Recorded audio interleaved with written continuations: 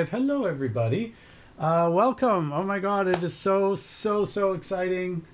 This is like, I can't even tell you how exciting this is. So, welcome to the Pac-Man World 2 live stream. Oh, yeah. So, I'm going to pass it over, I guess, to Bobby. Bobby, do you want to... Well, maybe I'll say a few words and then I'll pass it over to Bobby. Sure. Yeah. Yeah. Sounds good? Yeah. All right. So, first of your... all, hold on. This is like... So, we literally just got all this working like 5 seconds ago. So, we're still just a little bit... And where is the... Are you live on Twitch, David? Did you? Yes, he's the... Oh, okay. We're good? We're live on Twitch? Yeah. Maybe I'm just delayed. Yes. Okay, cool. My apologies. No worries. So first, I want to say a very special thank you to Jared Rutledge because he sent me an email 10 years ago. And he was just a fan, and he reached out. We had an email exchange. It was nice. And then recently, he reached out again asking if I would be interested in doing a live stream. And I was like, yeah, of course. And then we were just talking. We got talking about Pac-Man World 2. And then it was just like, damn, you know what? I got to strike up the band again. And we got to get Pac-Man World 2. Because in 2021, for the 20th anniversary, I wanted to do something special. But, you know, life and career and all these things, you get busy. And sometimes it just doesn't work out. And it didn't. But I'm like, all right, well, you know what? There's still a lot of people out there that love Pac-Man World 2, and with Pac-Man World 2 Repack coming out, me, myself, and my two wonderful business partners were thinking of, repacking the music, as it were. So I guess with that, I will turn it over to Bobby, and let me also bring Bobby onto the screen a little bit over here, and as well as so my partners are Bobby Bandari and Emanuele Viale. Wait, they can't see you yet. Hold on a second. They can't see us. Oh dear, how do we do this? Okay, like this. All right. So we're on a live Zoom call. These are my two amazing business partners. They're right here on Zoom with me. And the three of us are going to talk shop. Now, just the way the nature of everything being set up, they won't always be on the screen, because I'm going to have to show stuff over here, and it's just the way it is. Right. So with that said, Bobby, let's start this thing, man. Let's go. It's an exciting day. Okay. So I think the thing that everybody wants to hear, first and foremost, is the prologue music. Is the what? Famous. The prologue music. Right? The prologue. Yeah. Should we just start? All right. So we can start with that. Do we want to go with the original classic recording or my reassembly? Because if we want the reassembly, I have to say a few things. How about we go with the original first?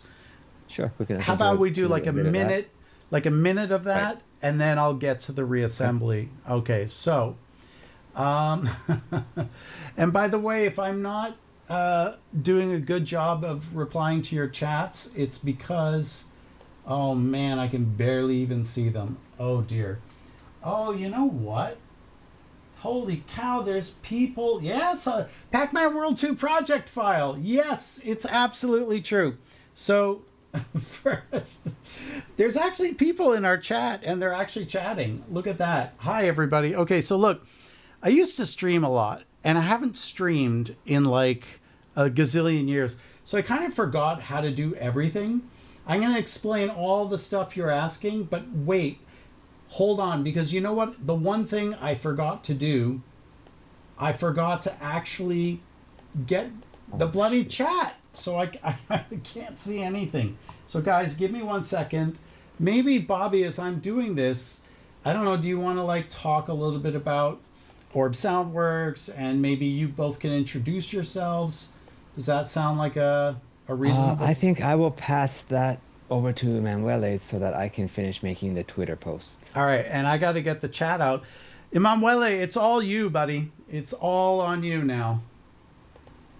Yeah, so first of all, I think that, like just to start, maybe we could have a little bit of the classic, Pac-Man World 2 main theme, or, the Pac Village playing a little bit, and maybe listen to it, and maybe talk a little bit about it, no? Shall we start with that? Yeah, for sure. Okay, and good timing because now I actually have the chat in front of me. Look at that. You guys, it's been forever since I've streamed, so please forgive me because I don't have it all together. Let's read the chat. Look at what people are saying. Holy cow. People are saying stuff. Oops, I was in the Orb Soundworks channel. That's all good. Right. I corrected that on the Twitter post. That was my fault. Okay. David Logan is the best ever, and I'm sorry I've not shown up for like 2 years. The best ever? I don't know if that's true. High praise. I'm maybe the best David Aaron Logan that happens to be a composer of Pac-Man World 2. Maybe I'm the best of just that one thing in life. Other than that, I don't take the best credit for anything. Love you all. We love you back. There's nothing but love here, guys. Love. And when I talk about love, I'm talking big love. Yeah, big love. And oh wait, people, can they all see the big love? Yeah, they can. It's just covering up your face. Anyway, that sounded really weird, didn't it? Big love covering up your face. But anyway, come on, guys, we gotta laugh, right? If we can't laugh, what the hell? All right, so Spin Music is saying, oh, World 2, yeah, Pac-Man World 2 project file. I'll talk about that. Yep, I will. Yeah, 1080 pipes, baby. We'll talk about all of this. So I think I'm all caught up on the chat. Out of curiosity, what DAW? Okay, so the DAW I'm working with this is called Logic Pro. And it's been around for a very long time. And I have painstakingly gone through all of my original archives from Pac-Man World 2, which I saved. I saved everything, guys. Now, some things didn't quite make it back properly. We lost a few soldiers along the way. But essentially, I've been working like a mofo trying to get this all to happen. Oh, don't call me Mr. Logan. Please, don't ever do that again. Just call me David, please. Do you still remember what sample libraries you... Yes! I will tell you guys everything. I will We're gonna reveal... go over all of that. What's that?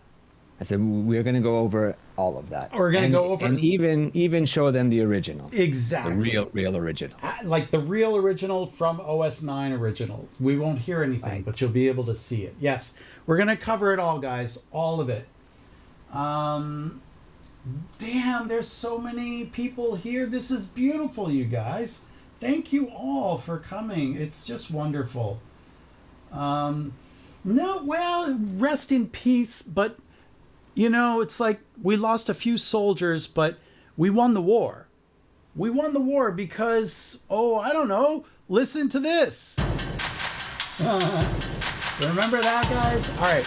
So as promised, let's first listen to what was originally. So let's go to the original prologue. We'll listen to a minute or so, and then we'll go into the logic file.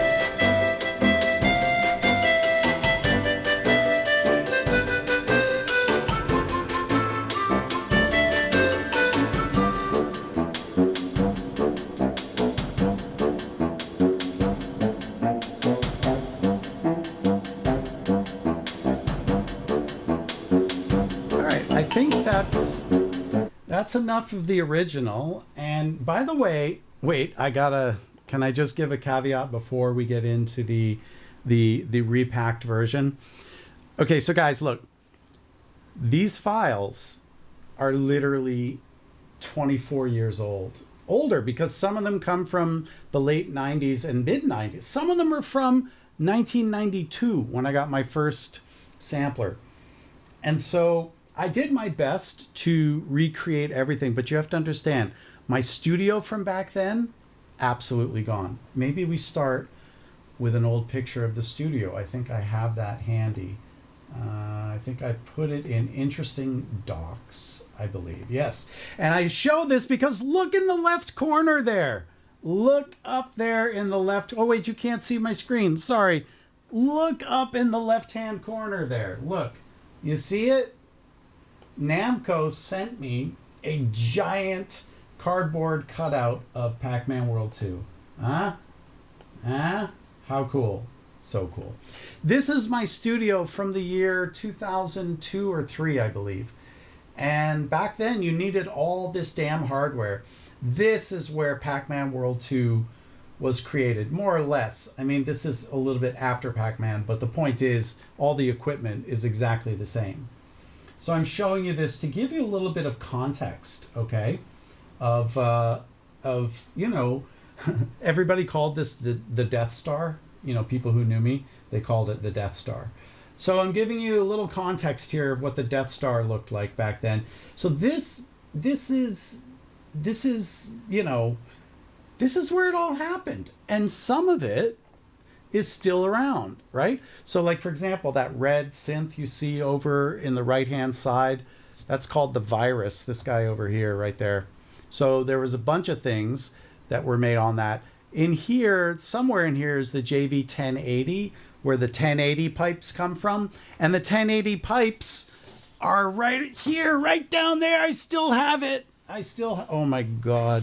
Anyway, in some situations, you guys, I actually had to pull out the hardware and literally hook it up with the old MIDI cables and patch cables and then transfer stuff with audio.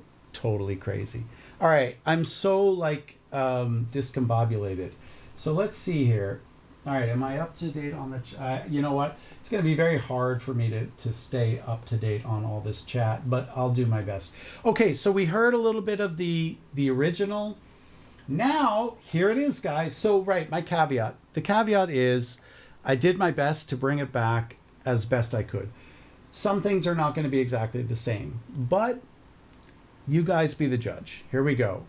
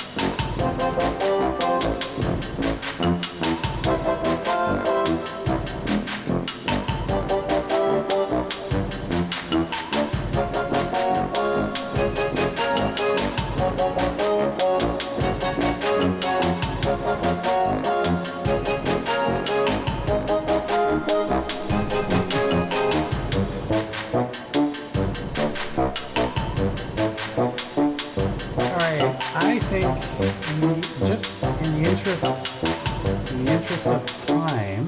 interest of time, let's, because we have a lot to get through. So, but I just want to say, you guys are the best. Like, you guys are seriously the best because, you know, if there weren't fans of this music, I never would have done any of this, okay? And it's a combination of a lot of things. You guys, the fans, who are amazing, but my two amazingly supportive business partners. They're truly awesome guys, and I'm so glad to have their support. And it's just, wow, a lot of things happening at the same time. All right, Bobby, I'm handing it back to you. So there's a couple quick questions. One by Soshida Yoshi. Do you still have the Pac-Man cardboard stand? I don't. I know, okay. It's so sad. Even though there were posters, they gave me these big giant posters, and I don't even have those as well. I don't have those. I you know, when you move your life, because I was in Hollywood, California when I wrote Pac-Man World 2.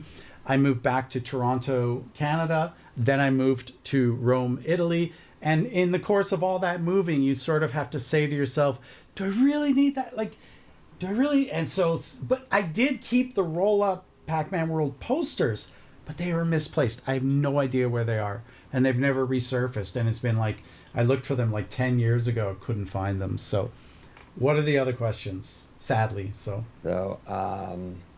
Was that the original or the remaster? I guess that was your original. Yeah, we started with the original master, and then we just listened to the remake. Okay. And I want to be clear about one thing to everybody here. So the thing I want to be clear about is I wrote the original Pac-Man World 2, okay, 24 years ago. I have nothing to do with the repack. They didn't call me. I called them and offered, hey, you want me to repack the music? Wah, wah, wah. I got literally no response. That's okay. I still love everybody at Namco. Always have love, guys. Love. Never hate. So I had nothing to do with that. What you're going to hear on this stream tonight is not my repack music. This is me trying to faithfully one-to-one recreate to the best of my ability the exact original master recording. Just to be clear, so everyone's clear, okay? We have big plans over here at Orb Soundworks, and I don't know, Bobby, do you want to maybe talk about some of the things, the ideas we talked about? Well, sure. Our big plan was to reorchestrate Pac-Man, fully orchestral, and have it recorded by a live orchestra. Live orchestra! Our big plan. But of course, that requires the fans, right? We need to know which tracks to remaster. And then we're going to have a contest. We're going to have some kind of a contest. We have some kind of contest. Dinner with David, maybe, I don't know. We haven't finalized everything, but we do have big plans for the music of Pac-Man World 2. Now, I'm not sure which person, because a lot of people are chatting, so it's hard for me to follow everything. But somebody was just saying, oh, can you include the trailer music? That would be so cool. And I said, let's stay in touch about it. If you guys, you know, I don't know exactly on the technology side how we do this all, but if we can kind of get everybody's usernames so we can reach out and we make, or maybe, I don't know, we give an email. I don't know. We'll figure this out in a minute. Maybe Bobby will have an idea how. I guess what I want to say is that if any of you who are here, okay, because you guys are the awesome people, okay, you guys are great. You showed up, you're here, you're chatting, and we're so grateful to you guys, really. And if you guys want to be involved in the process in any way, we would be happy to, you know, even if you just make a list of like, these are my favorite, like in the event that we can only record 3 tracks with a live orchestra, you know, like tell us your top 3 picks or whatever. We'll get you guys somehow involved in all of this because Without you guys, there is nothing. Zero. You guys are what is making this music live on. I mean, it's not zero. I mean, the soundtrack will always be part of that game, but the resurrection is only happening because of you guys. Does that make sense when I say that? So I don't know, Bobby. I don't know exactly how we, you know, coordinate I think getting over them the involved. course of the next hour or so, I will figure something out. Okay, we'll and figure something I'll post out. But anybody who wants to, you know, get involved in some way, right? Okay, I mean, yeah, go on. They can always hit us up on Twitter, Instagram. You know. Okay, yeah. So guys, that's reach probably out. the fastest, easiest way to make sure everybody can somehow keep in touch. That's but true. We will definitely post something on our Instagram. Very and good, Twitter. very good. So yeah, also if you go to orbsoundworks.com, we have a contact form there as well. So in the worst case, right? So there's lots of ways. So guys, if you want to get involved in this, in the subject line, when it says what is your subject, just write Pac-Man World 2 music, and then it'll get through to us very clear, as opposed to some of the other crap that we receive. Okay, guys, so there's that. So yeah, we have all these ideas that Emanuele and Bobby and myself, we sort of passing around the ideas. And so to be clear again, I wrote all the 100% my music of the original. What you're going to hear tonight on this stream is my one-to-one faithful recreation to the best that I can do, considering that my studio doesn't exist as it existed back then. And also back then, a little sort of technical thing I'll explain. We ran what were called virtual tracks. So traditionally you would record to tape, for example, whether it's analog or digital tape. Well, back in those days, we ran what were called virtual tracks, which meant your computer sent MIDI data to a sampler or synthesizer. The analog outputs of those synths went to your mixer, basically, okay?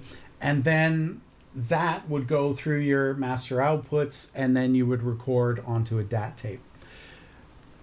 The problem with that method, which nobody really realized till many years later, is that once your software changes or you sold that sampler, your tracks are gone forever.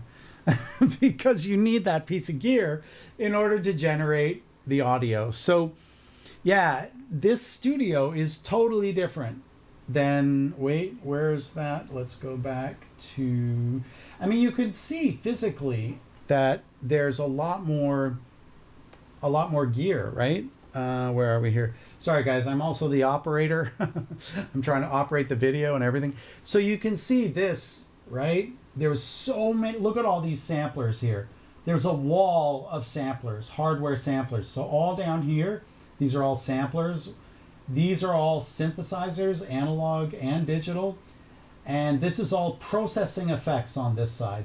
And then there's several I had 3 different computers all doing different things. It was insane. But now you can see the studio now is much more small. It's much more elegant. It's definitely streamlined. There's not as much of equipment as there used to be. And now it's all about your control surfaces, you know, how you physically want to control the devices. Now, I will also talk about the libraries because someone was asking about that. Now, just to be clear, you'll be very disappointed that many of the sounds are my own custom-made sounds. I made them, so they only exist in my world. But here's what I'm going to do. In fact, we'll do a breakdown because I think it'd be so much fun. I will explain to you precisely how I made specifically some of the rhythms, okay? Now, again, a lot of them are my own sounds, and I was a classically trained orchestral percussionist, and so I used a lot of snare drums. You can see I have a nice snare drum library behind me. Anyway, sorry, inside joke for people who have sample library collections. Okay, so I don't know, Bobby, where are we next? Let's talk about the history of Sure. the soundtrack and the directive from Namco. How did these tunes become the tunes that Right. became so iconic. Okay, yeah. I mean, let's see And why? here. Yeah. No, it's a good question. So, yeah, so the head of R&D at Namco, his name was Yasunaguchi. Wonderful guy, super nice guy, and he and I developed a friendship, just through working together. And he even came down from San Francisco to my studio in Los Angeles, and in typical gamer fashion, we would sit there playing Soul Calibur all day. And then when the music had been written, he came down for like the last sort of final 2 weeks of mixing. And we would play Soul Calibur till like 6 o'clock in the morning. It was insane. And then like from 6 a.m. to noon, we would like actually do some mixing. At noon, we'd like pass out. We'd wake up around 2 o'clock, get a Tommy's Burger. If you know LA and Tommy's, you know Tommy's Burger, right? Tommy's Burgers? Right. Yeah. So just amazing. So he and I, early on, before he came down to LA, we had conversations about, now, first of all, Namco, and, in general, like Japanese companies, they're very, very particular about music. And, okay, I'll literally give you the directive because I'm getting all sidetracked. So first of all, there were these GDDs, and then there was music design documents as well. So GDD is a game design document, explains everything about the game. But then there were musical and sound design documents. There was a lot of detail about it. And he said to me, when we first had our meeting with Glenn Curtin, who was the producer of the game, Yas said to me, he said, I want the most tuneful, melodic melodies that can be made.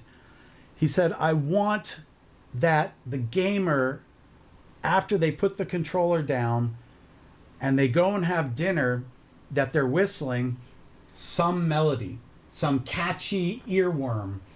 And but it has to be so memorable, iconic, and melodic that it is borderline annoying to them while they're playing. And it was that line in particular, that it should be borderline annoying. That was the line that got me. I'm like, damn, they really want like some serious melody. Now, here's the funny part. When somebody gives you that as a directive and then you go into the studio and you're starting the writing process, I'm trying to change the camera angle as I go here, not to get too boring. I'm having to be, running all this and be a video guy. Guys, this is not easy what I'm doing here, okay? All right. Anyway, so as I sat there in my studio, like imagine me, I'm there in my studio and, I'm like sitting there and I'm like sketching, melodies out. Oh, that's not a melodic instrument. Here, let's pull up a piano, shall we? I'll sort of explain a little bit of the process of how it all kind of started. So I got this incredible directive from Namco of what they wanted, borderline annoying, right? And so I'm sitting there before I even came up with. So I'm sitting there. I usually start with chords, not always, but sometimes. And so I was just sort of, I was thinking about, like what would be a good chord shape. I thought also what would be a good mode, meaning I wanted to do something in Mixolydian.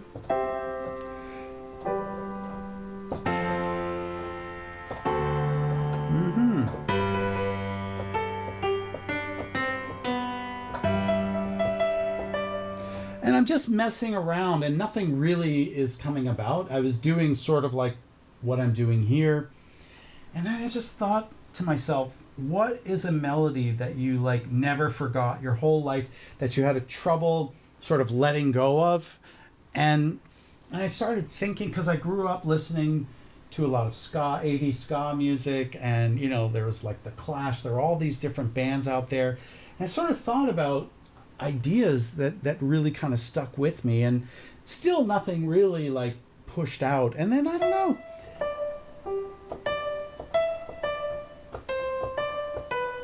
Started with that, and it's just like, nah. And then I thought, well, what if you go even further back, like, to like nursery rhymes, right? And I sort of thought about, like this sort of la la la la, and da da da da da da da da da da, like these kind of things, which nobody teaches you that, right? You don't learn that in school. Just somebody in the hall, this idea, na na na na na na, and then it just, And I knew I wanted it to be a classical melody. In the sense, by classical, I mean true classical, of the classical period, okay, which takes place roughly from about 1750 to 1820. This is the time of Mozart, Haydn, and the early part of Beethoven. Structurally classical, in other words, even symmetrical phrases. And that's, so I thought,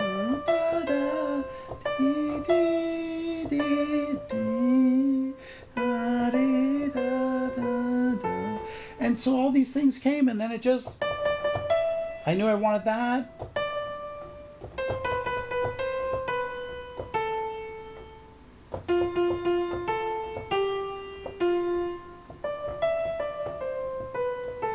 And that's it. It just came as I thought about all these different concepts and ideas. Is that, hopefully I successfully answered that. Right. That was great. You mentioned the game design documents. Mm-hmm. I know that you have some of them. I have them all. Can we get? I know they're probably covered under NDAs. And they stuff, are. But can we get a small little snippet of one of them just to show? I don't know that I could put it. You get? Yeah, I don't think I can put. I thought about it. I can't put it on the live stream because if I can't keep my word with a non-disclosure, what good am I to the industry? That's really how I feel about it. What I can do, maybe at a different time, is you know what? Let's move on from that because I gotta keep my word. You know what I mean? Fair enough. Like you guys, look. The reason I shared it with you and Emanuele, you're my business partners, and you both signed non-disclosures with Orb Soundworks and probably David Logan Music as well, which means you're protected under the same legal status. So I thought about it. I know we talked about maybe showing them. About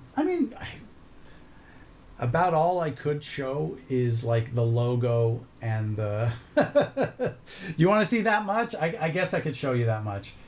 Let me. I'm just impressed that you have a document from 25, 20. Listen, or so years ago. I keep the most impeccable records that you could ever humanly imagine. So look, let's just go over here. This is my desktop over here.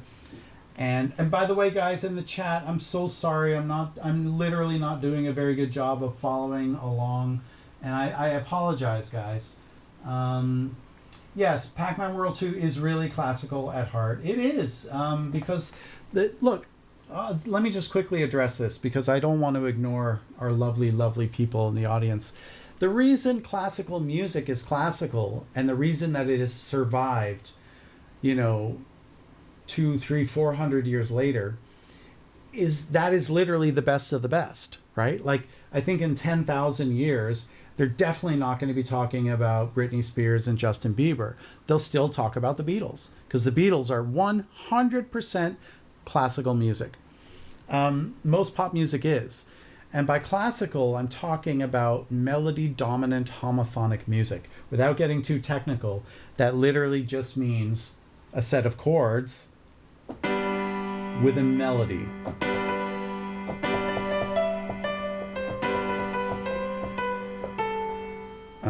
Da, da, da.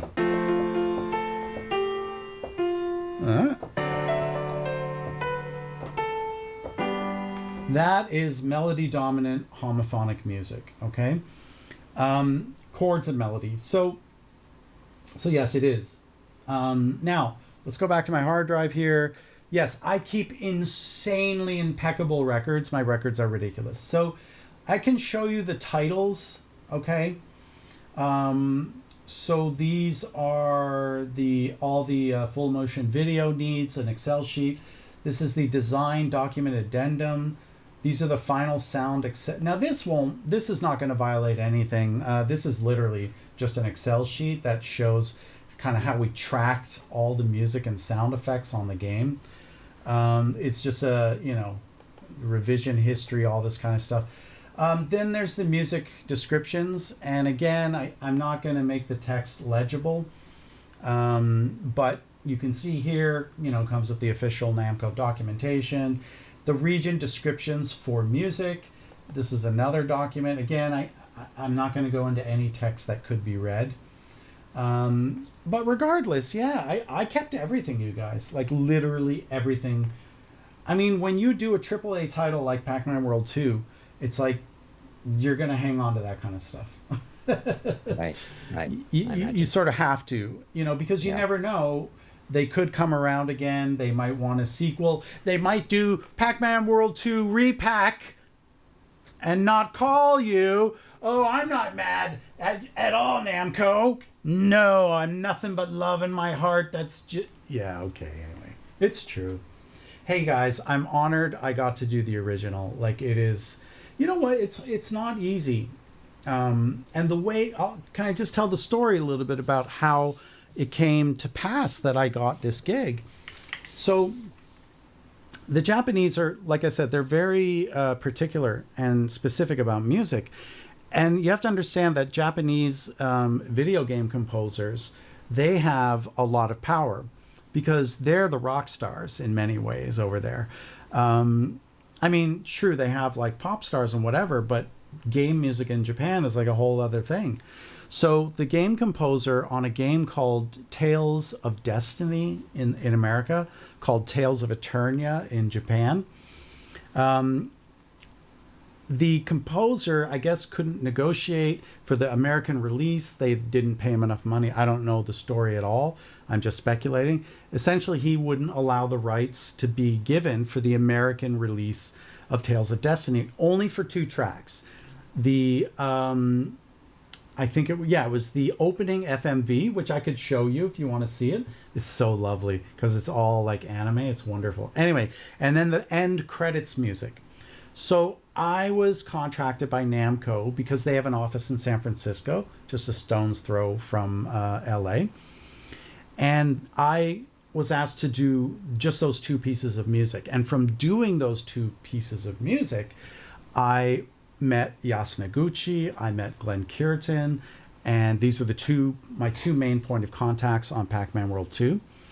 And they were just like, man, this worked out really well. We love how you work. We like how quickly you turn things around. Quality of your music is lovely. So we were thinking, would you be interested in doing our next full game? And I'm just like, I mean, what's the game? Because before, you see, in business, you don't just want to say yes, because it sort of appears like a little desperate. So I was just like, well, what's the game? Because, if it's some, game that I'm just not interested, I don't want to commit to it. And they were like, we would need you to sign a non-disclosure, but we can tell you the title. It's Pac-Man World 2. And my jaw just literally drops to the floor. And I had to like sort of maintain my cool in that moment. And I'm like, I mean, yeah, I would be. I couldn't play cool. I'm like, are you serious? And they're like, yeah. I'm like, that would be like a dream come true for me. You don't know how addicted I was to like Pac-Man in the arcade during the days. And that's kind of the story of how I got the gig. Now, the only other thing I want to add is the day I started on Pac-Man World 2. Well, there's 2. One of them is a horrible story. I had they were going to fly me from LA to San Francisco. Okay. And guess what day? Specifically, it was September 1st, 2001. September 11th, 2001. Literally at 9 a.m., my flight was supposed to leave. And obviously I didn't fly that day.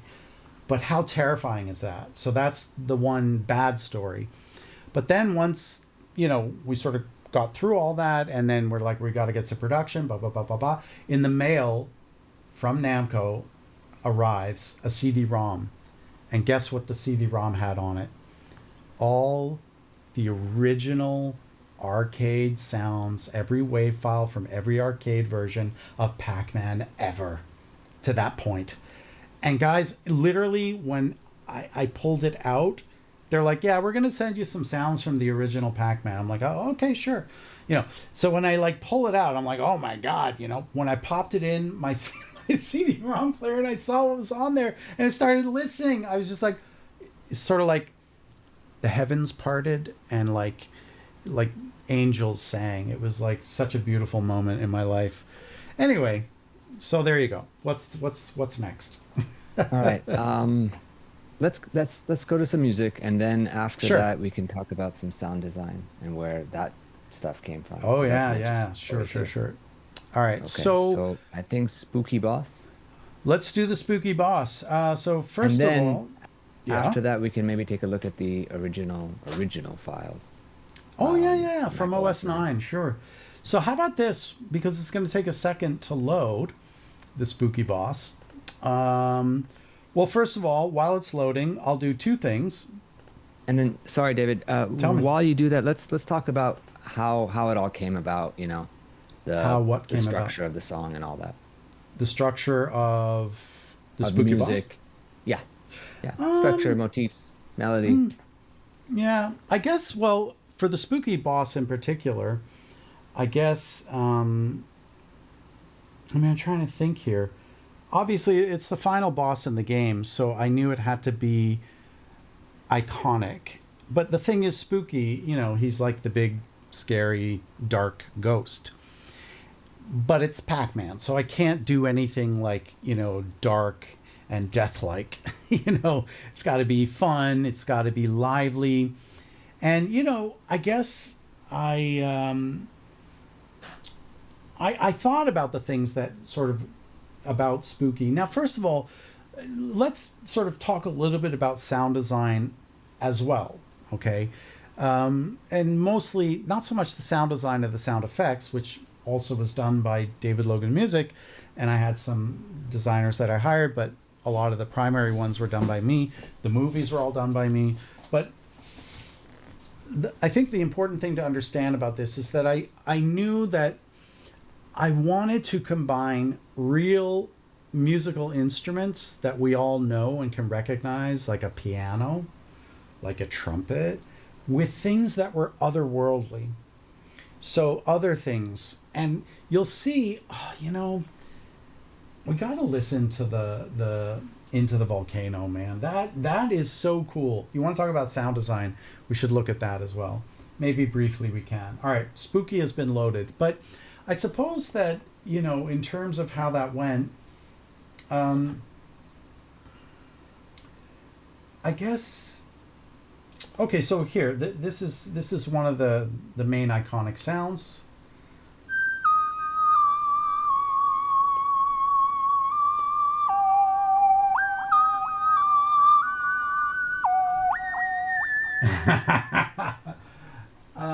I see Lisi is like losing her mind. But so that's kind of where it began. It began with that melody,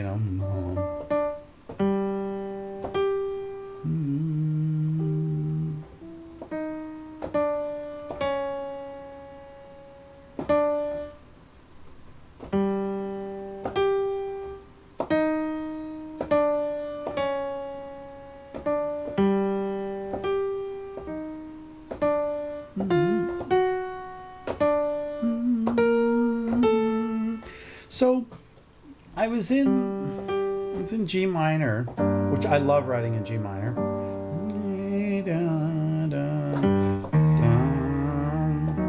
And this we can thank John Williams, right? For those that don't know, right? Bum, bum, bum, bum, bum,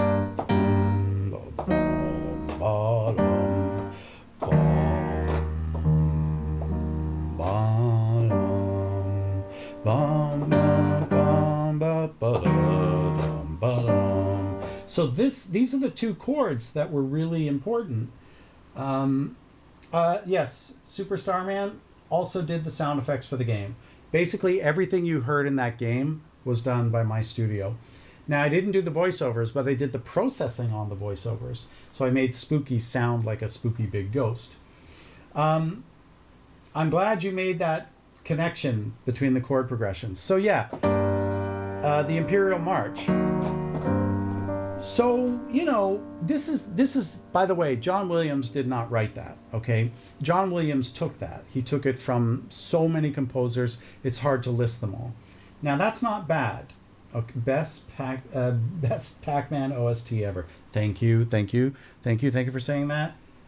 You got to realize when somebody other than your mother or your girlfriend says they love your music, it's it has a slightly different meaning. All right, so John Williams did not write. In fact, if you just Google King's Row, starring Ronald Reagan, and you listen to the soundtrack of that, you will literally hear the entire Star Wars and Superman soundtrack.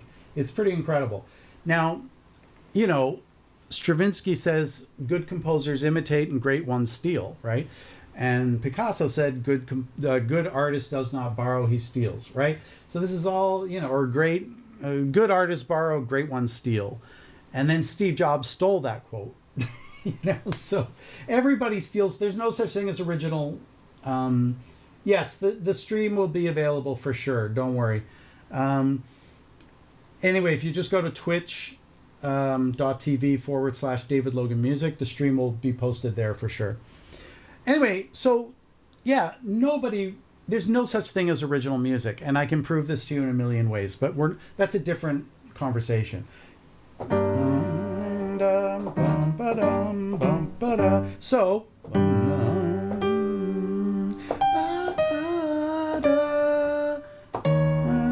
but here's where I did something different. This is really different. This is much different than what John Williams did. This is where I took from the greats and then made it my own. So G minor is just G minor, right? But then I did this. I used a minor 7 chord, which, you know, comes from jazz. And so that's where I took from these great composers, but then was like, how do I make it mine? How do I put the David Logan spin on this melody, right? And that's what I chose. It's not that I chose it. It's just that's what... I very often will start with a melody.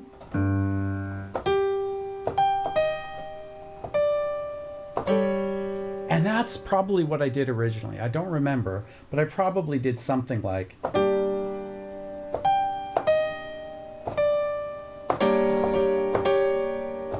Knowing me, I probably started that way. But then I thought, what can we do chordally instead of staying on that G minor?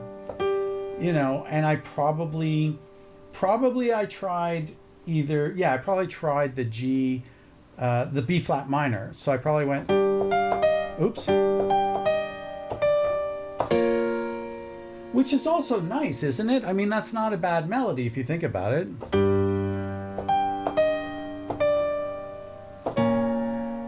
But I thought, nah, you know what? It's not... There's something missing. I didn't know what it was until I just started playing around. And I thought... why not do a little bit of something kind of jazzy? But you see, it's not on that note for so long. So it's hard to explain. You know, the funny thing is, nobody really knows exactly how composers sort of come up with things. They just do, you know? And so it's not, there's not like, you know, one specific way, like, okay, you must start with the melody and then go to the chords. It doesn't work that way. You search on your keyboard for answers, right? And, you know, I think Stravinsky also said that composition is a puzzle I create and then solve. Wonderful quote. So there was, because look, for those that know any bit of music theory, you know, that's a tritone, right? It's got a very... harsh sound to it. And I knew I wanted that in my melody, not the tritone.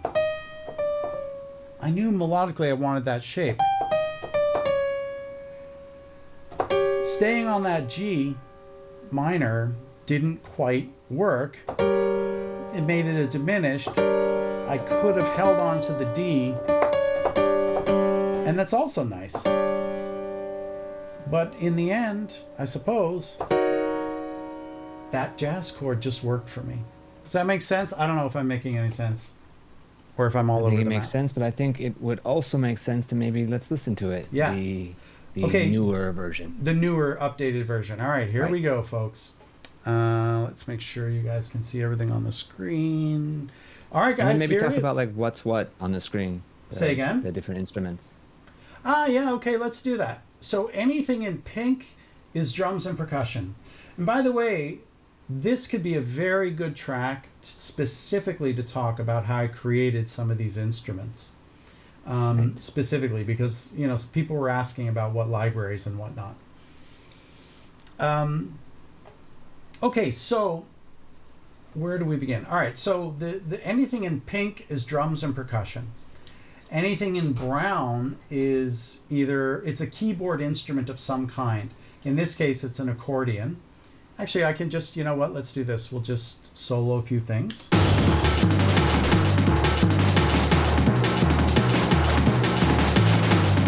All right, there's some drums. Here's the accordions.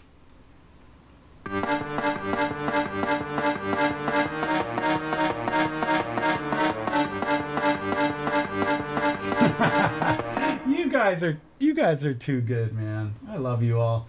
Your comments are lovely. Thank you. I'm going to talk about the clean sounds in a minute. We'll get there. Of course, the iconic theremin. And I'm putting, you know, I'm adding some delays and, you know, reverbs to kind of, you know, open up that sound. These are some orchestra hits.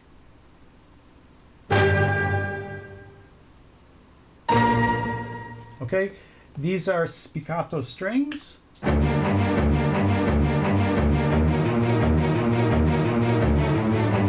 right, we got a tuba, some brass. What is the thumpkin? Ah, the thumpkin. That is my epic snare. You remember you don't remember. Back then, there were no epic percussion libraries. You had to make your own epic. So this is my own epic snare.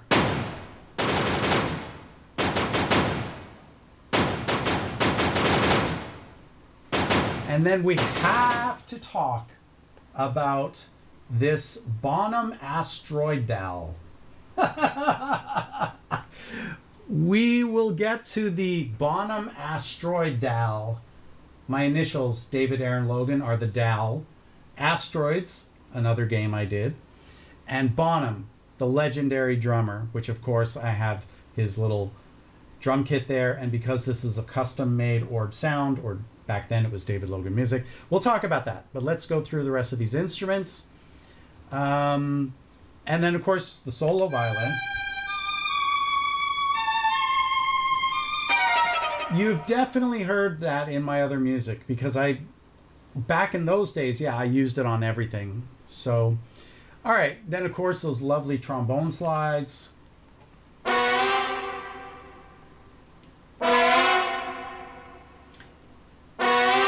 panning, crazy panning, French horns.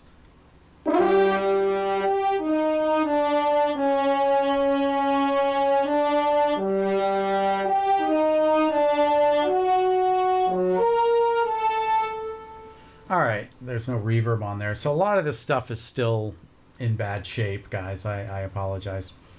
I did the best I could to reproduce all this stuff. All right, so here we go, guys. Let's listen to, first of all, it's like a 6-minute track. We don't quite have time for all that. I'd say let's listen, I don't know, to the first 40. And a half? Well, I'm going to say that let's do it in sections because the very end is literally the most iconic and we have to hear that. So we'll do the first 40 seconds, maybe the middle. Here we go.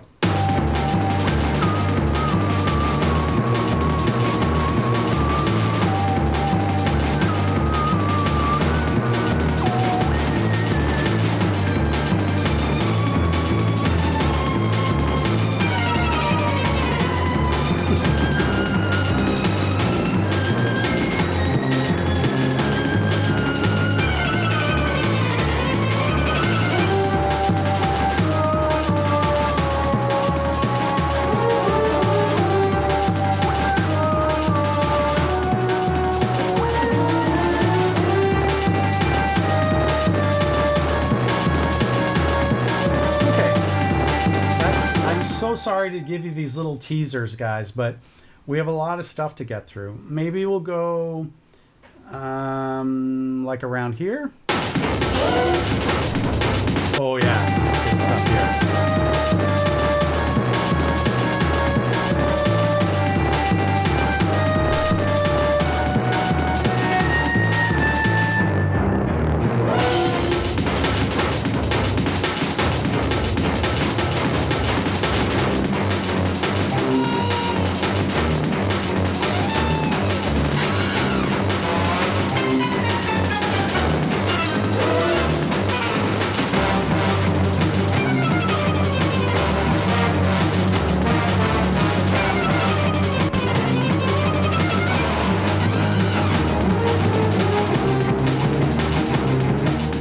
The mixing is so bad, you guys. I'm so sorry. I'm really sorry about that. Anyway, let's get... Where are we here? Because we got... Well, I love the breaks.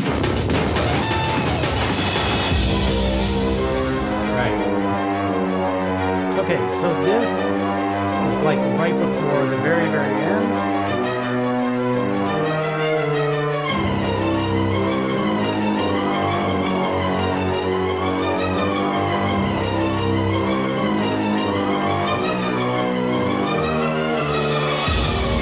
Go on a little more.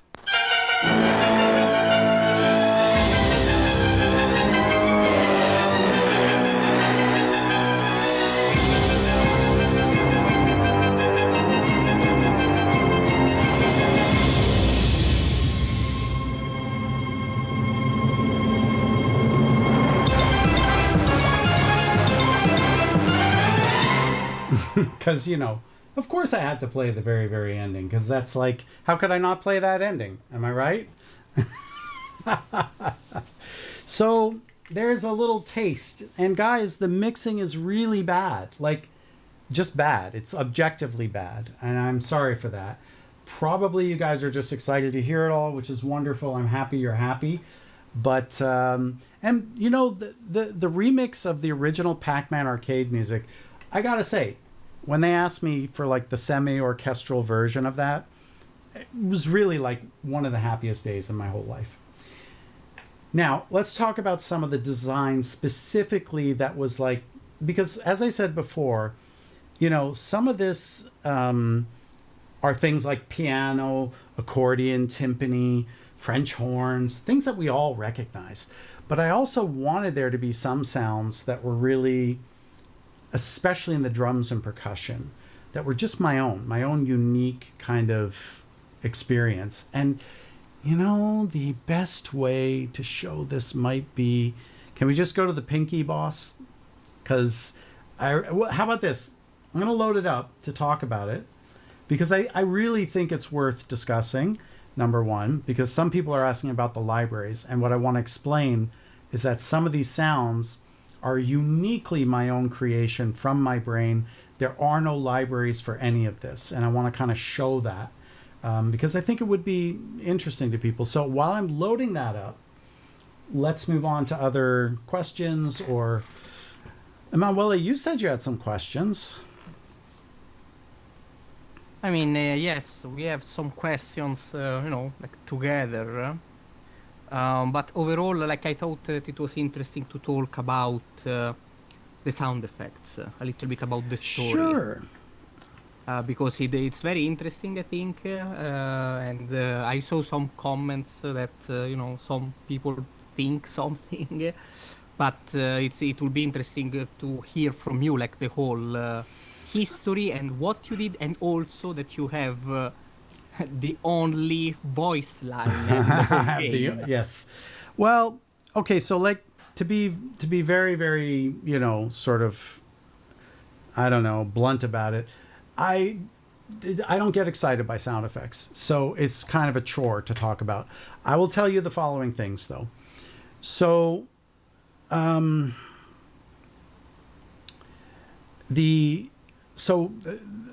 budget for Pac-Man World 2 was quite nice, which meant that, you know, I had, you know, a bit of money to hire some help, because I'm a really good sound designer, I used to enjoy it very much doing it, especially on Pac-Man World 2.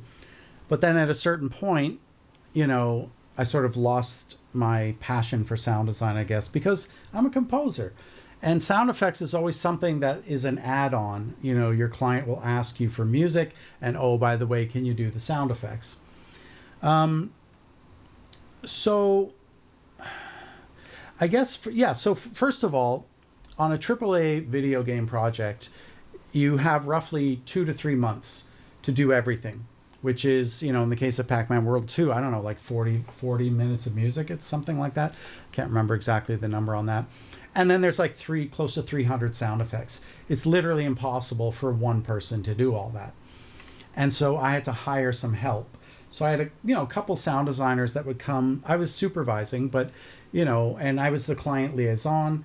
And I'll say this, that I had some trouble with the first sound designer on that game.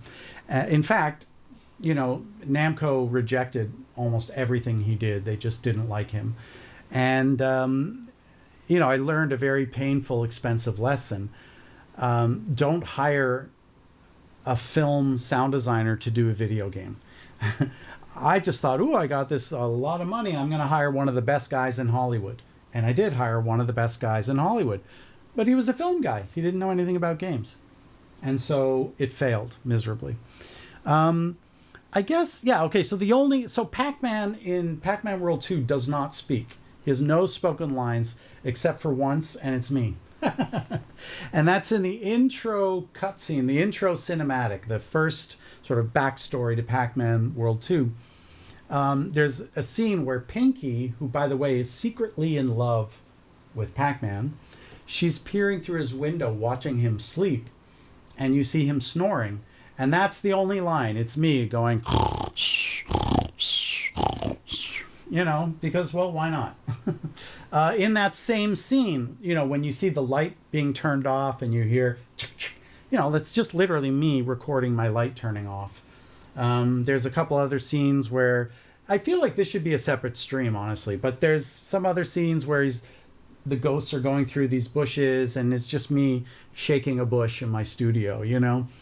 But I guess the most iconic sound for me in the whole game, other than obviously eating dots, is the butt bounce, right? Which is just a timpani. I'll do it for you right now. Oh, if that's provided, my timpani has pitch bend on it. Let's just check. I don't know if it does or doesn't. Let's find out. Oh, it does. All right, excellent. So the butt bounce, okay, is a timpani.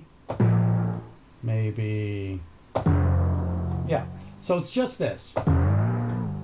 But I think I had a larger pitch bend. Something like this. And it's just so simple for those that remember the butt bounce sound. So simple. And I guess that's the point. Everything in this game is simple. Nothing is complicated when you break things down on the surface. Maybe when you go a little bit deeper, you know, things like specifically with this drum sound I want to share with you guys right now. So I think that might be the best, most iconic sound that I did for the whole series, was just that butt bounce. And again, it doesn't, because I would watch the movement, and even Yas and I would discuss it, and he would say, well, it's got to be more fun, but it can't be. This was the thing. This was the hard part. He would always say, it needs to be more fun, but it can't be cartoony. He didn't want it to be like a cartoon, the sound design, right? Probably in some Warner's Brother cartoon somewhere, I'm sure somebody thought of before I did. I mean, I'm sure of it. But anyway, he didn't think it was too cartoony. Plus, it works so well with that animation. For any of you who remember the game and played it and remember that sound, oh, sorry, FP! Oh my God, FP is here! Holy shit, my FP, my trumpet player in residence. Man, much love to you, sir. Thank you for coming. FP Trumpet, by the way, I call him my trumpet player in residence because whenever I need trumpet, live trumpet, I always go to FP Trumpet. He's we've been working together, I guess, 3 years now, I think, at least. Anyway, no way you made the butt bounce. I made the butt bounce. Sorry, I'm getting carried away. This is like things that people actually remember. It's so nice. But guys, do you like my Batman shirt? Psych. It's actually Darth Vader. Anyway, and it has an important message though. Always remember, kids, keep calm and use the Force. Okay. So not everybody can say they made the butt bounce. Yeah, that's actually true, Miles. Okay, so listen, this Pinky Boss is loaded up, and I specifically wanted to go to this because I want to explain in detail, if that's all right. How are we for time? We're okay, right? Are we... We're good. We're good. Okay. We're good. Yeah. So, the butt bounce sound is iconic. It really helps sell the impact of the bounce. I gotta agree with you on that. And it's the most proud thing I did in the sound design. Sure, it's nice that I was the voice of Pac-Man going, but that's not really as iconic as the butt bounce. But yeah, that was 100% my sort of, I guess, crown achievement in sound design as far as, Pac-Man World 2 is concerned. So let's talk about this idea of making your own sound. Because I think this is, and you can hear my tone, it's getting a lot more serious. A lot of composers out there, they aspire to be composers, and they're always looking for, like, oh, if I just get this plugin, or if I just use this library and I can afford it, I'll be a great composer. Wrong. 100% wrong. You become a great composer by overcoming any obstacles that you have. Oh, I can't afford that plugin? Well, then I'm going to do something and rise above it. I can't afford that library? I'm going to make my own damn sounds. And I always say, if you do what you love, in other words, what originally brought you to music in the first place, if you can tap into that as a resource, you're gonna make your way to doing anything. And I want to show you, and Bobby, you give me the time on this. It's so important. We're good. Let's see Okay, it. because guys, this might be. And then we'll go to Pinky's theme. It's not just about the Pinky, okay? I want everybody right now to quickly go on YouTube, because if I do this, we're going to get some copyright strike. And I want you to listen to the Led Zeppelin recording with John Bonham on drums of When the Levee Breaks, or As the Levee Breaks, okay? Just have a listen to that iconic drum beat. It's like... Well, I grew up idolizing John Bonham, and I grew up with Led Zeppelin. And that was one of the... That and the Beatles, and, I mean... reggae, ska, it's all what shaped me. I idolized John Bonham, okay, to the point that I even bought the make and model snare drum that he played, okay? And this is the idea when you're young, like, oh, if I have the John Bonham snare, I'll be a great drummer. Wrong. Practicing, that's what makes you a great drummer.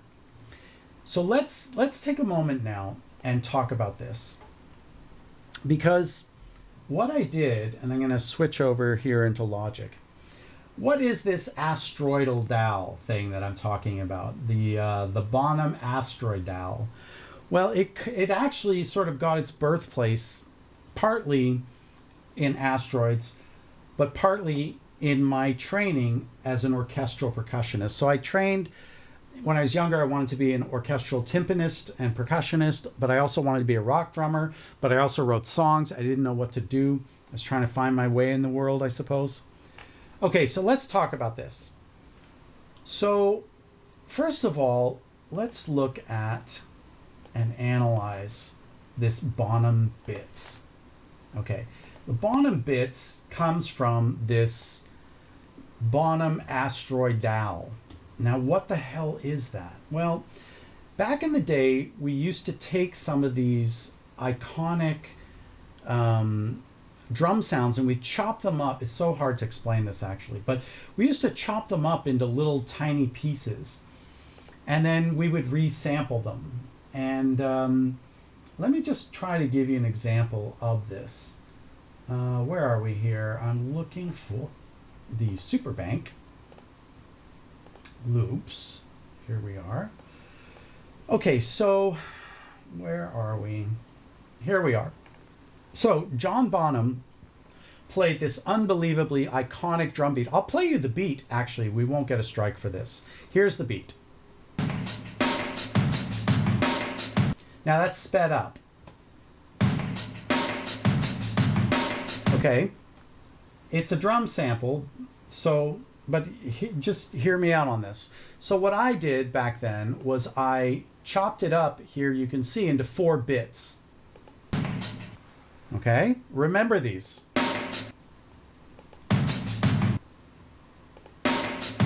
This is going to be very important. What I eventually did was then cut them up even more. So I first started in 4, then I went to like 13. Don't ask me why.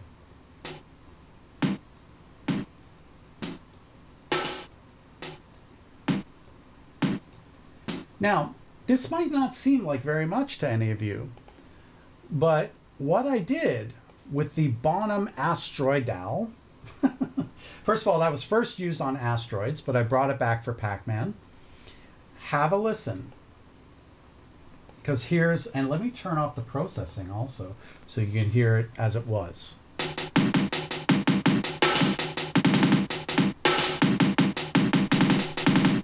So what I did was I used those John Bonham little pieces, those little bits, to make this drum beat. So what you can see is I'm using the drum sound of my idol, of John Bonham. I'm using his sound, his drum kit. But look, I'm making my own beat, my own rhythm. And look at all the velocity detail. Each color is a different strength of how hard I'm hitting the key. Now, hold on to your hat there, Miles Game Studio, because it gets better. That's step 1. Step 2 was I ran it through this is a software, but back in the day, it was actually a physical piece of hardware. Ran it through this H3000. Don't ask me to explain what that is, but you can see the original one right here that I actually used on Pac-Man World 2.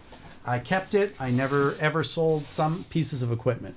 So this is a software version of that.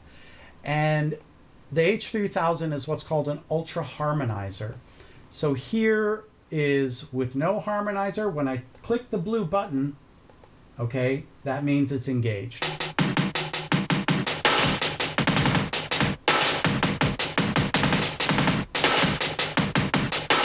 So this is a little bit of sound design that is turning that beat into something else. Now, here's the really cool bit. Remember what I said, that I was a classically trained orchestral percussionist? Well, I could play the snare drum like nobody's business. So this was me taking a live military snare drum that I played, and then I did the same thing. I chopped it up and made this. Oh, I just gave away how it's used. My bad.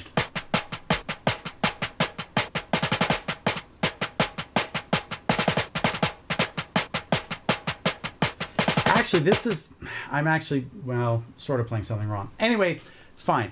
And together we get this.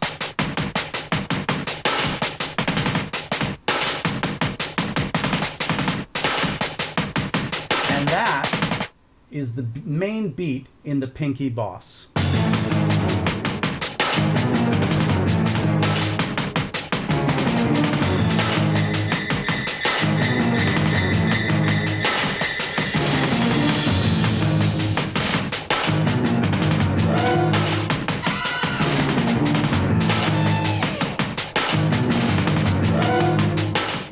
anyway, there you go. That is, guys, you are coming with these comments. They're so lovely and beautiful. Guys, it was one of the greatest honors of my life to do the soundtrack. It really was. And it means so much to me that you guys are so enthusiastic about this. And guys, this is just the first of many streams to come, okay? I promise we're going to do this again. In fact, Bobby and I and Emanuele, we were talking about making this like a regular thing, right? Right. This is just, and we can keep going if we have more time. I don't know where we are. Well, maybe I some think we want questions. to at least get one more track and Okay. maybe show the original sequencer files. The original what?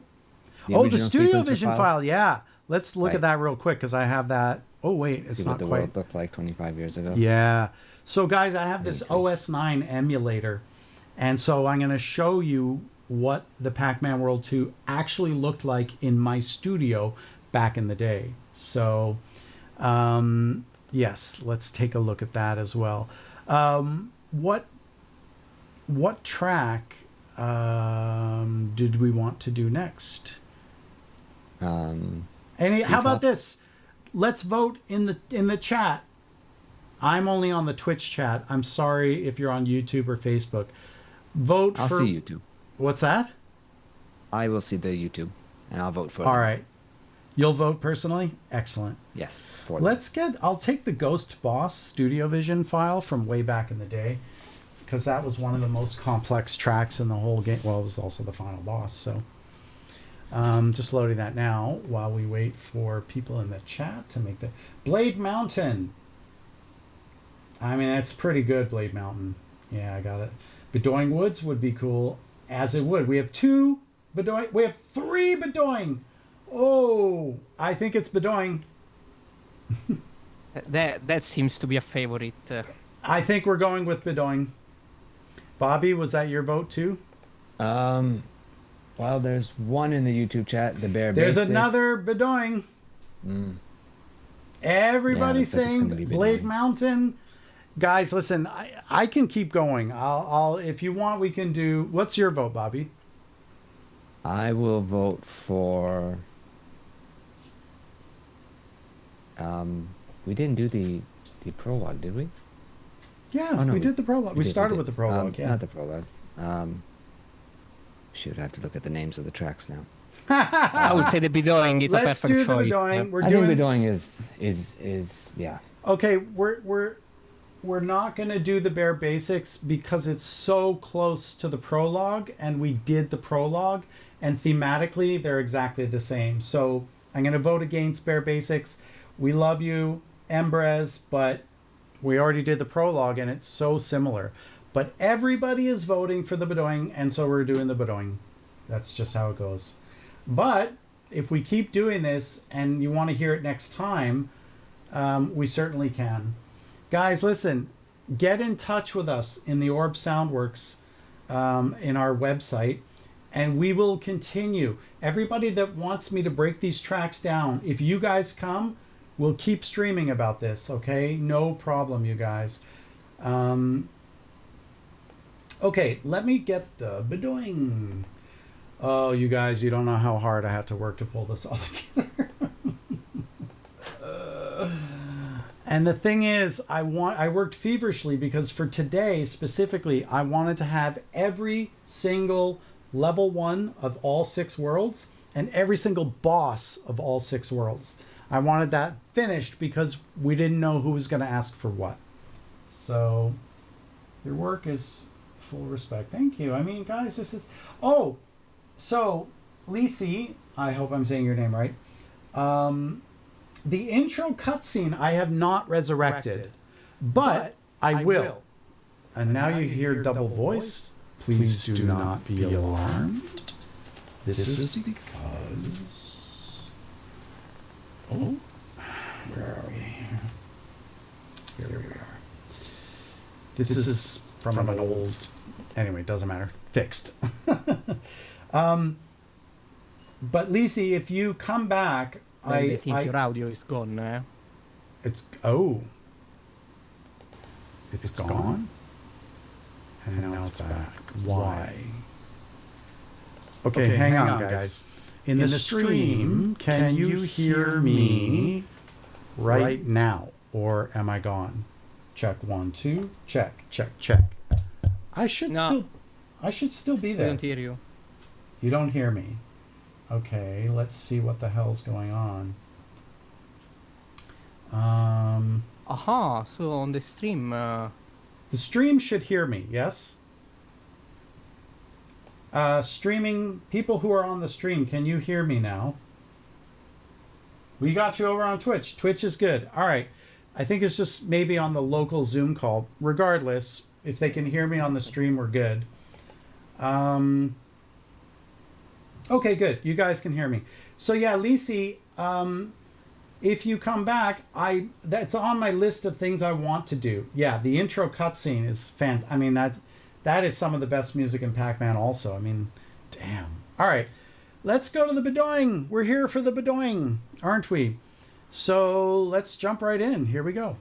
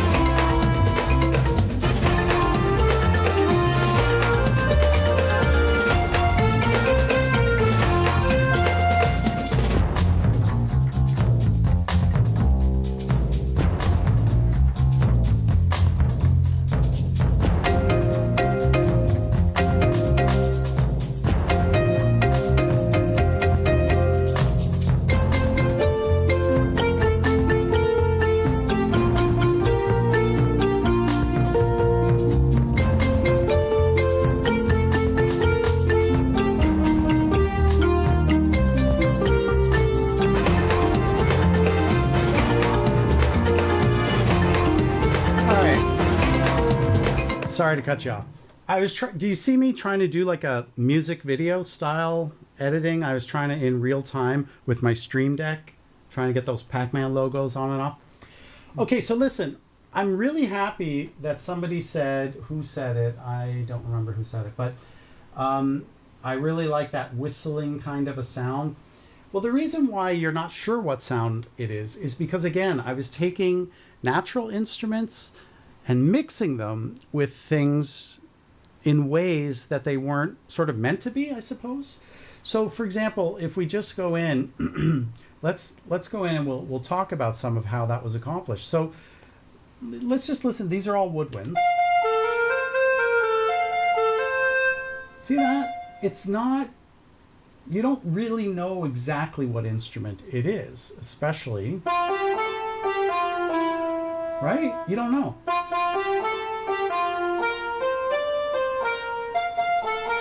Why? Well, because part of it is that I'm taking this bassoon here, right?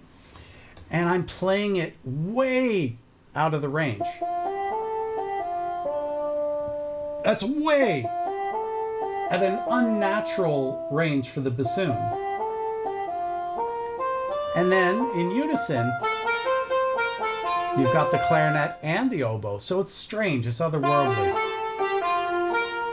Now, the other thing is that whole melody is being doubled with a kalimba as well.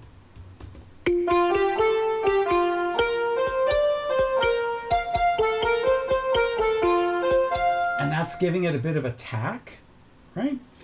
And the kalimba and marimba are both featured. And for example, I have 3 different marimbas in here.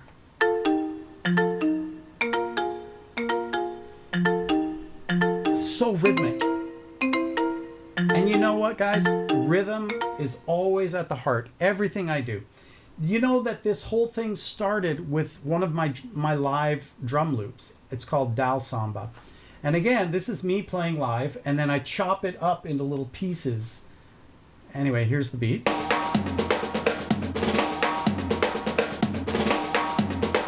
Okay. And then I added this surdu.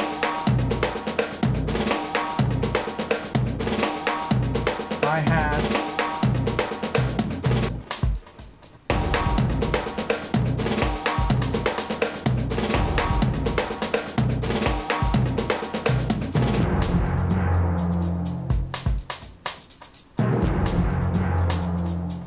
Don't sample my beats. Make your own beats. And this is my whole point, you guys. There's no drum loops in here. The Dal Samba, here, I'll play you the original, and then you can decide, you know, how much of a loop it is or not. When I say there's no loops, I mean there's a loop, the Dal Samba loop, but that's me. I'm playing that beat, right? Let's see here. Where are we? We would be in percussion. We would go to loops. Dal Samba, no feet. It's only chopped. I don't have the full version. Wait, let's see. Let's see if I can find. Let's see if I can find the original.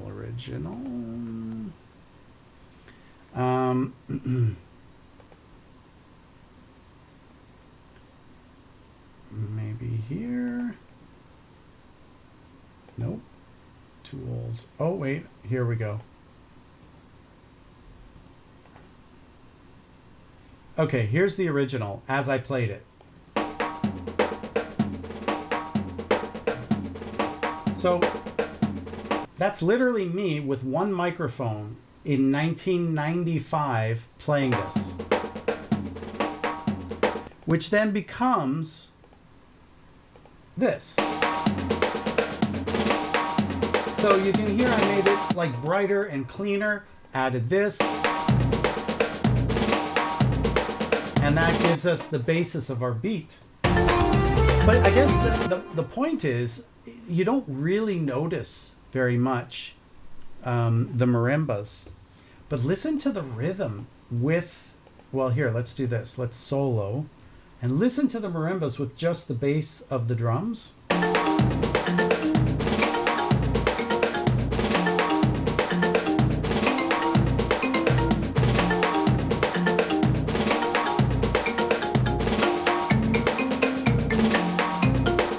Throw on that kalimba melody on the top.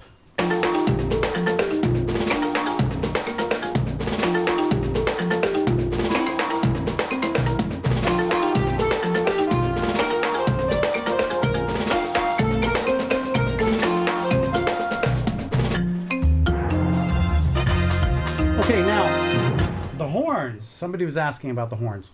This is a library. First of all, the chords are, obviously these are my chords. I wrote the chords. But the actual instruments playing these chords is from a library called, oh, what was it called? I forgot the name of it. Super Brass Section. That's what it was called. Super Brass Section. And there's no round robins. It's all like one sample per note. But they're great. They sound amazing.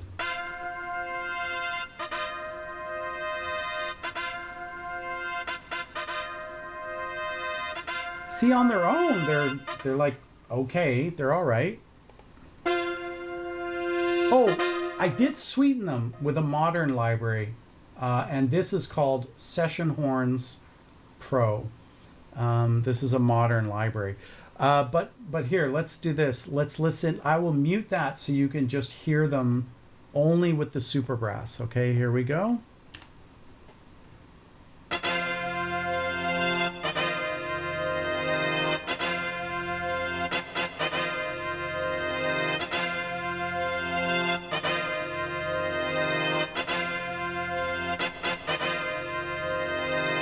There it is.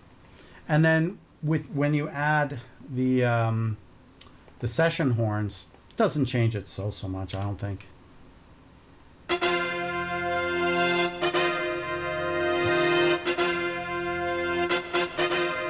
Changes it a little bit, maybe gives it a bit of presence. And this is one of the first tracks I brought back to life. And I added the session horns, and then I thought, you know what, you shouldn't do this. Bring it back as it was originally. Stop doing this, making it better. So far, everything you've heard until this very moment was 100% the authentic original. Let's mute that so that I can stay true to the original. See, it's all like rhythm is at the center of my world. Everything I do, it's always about rhythm. I kind of see the orchestra as just like a giant drum set. So I don't know. Where are we now? What's next? I think we should show the OS 9. Oh yeah, let's look at the OS 9. All right, let's do that. So hopefully that loaded. There we are. Excellent. All right, so here it is, guys. This is what the Spooky Boss looked like in the year 2001.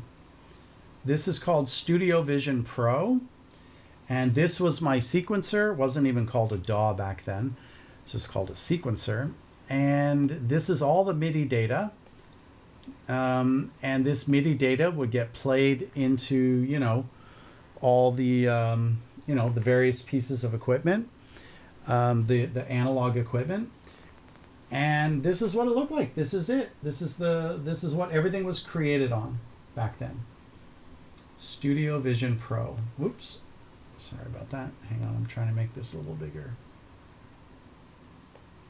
I don't know. It won't let me resize the window. I don't know why.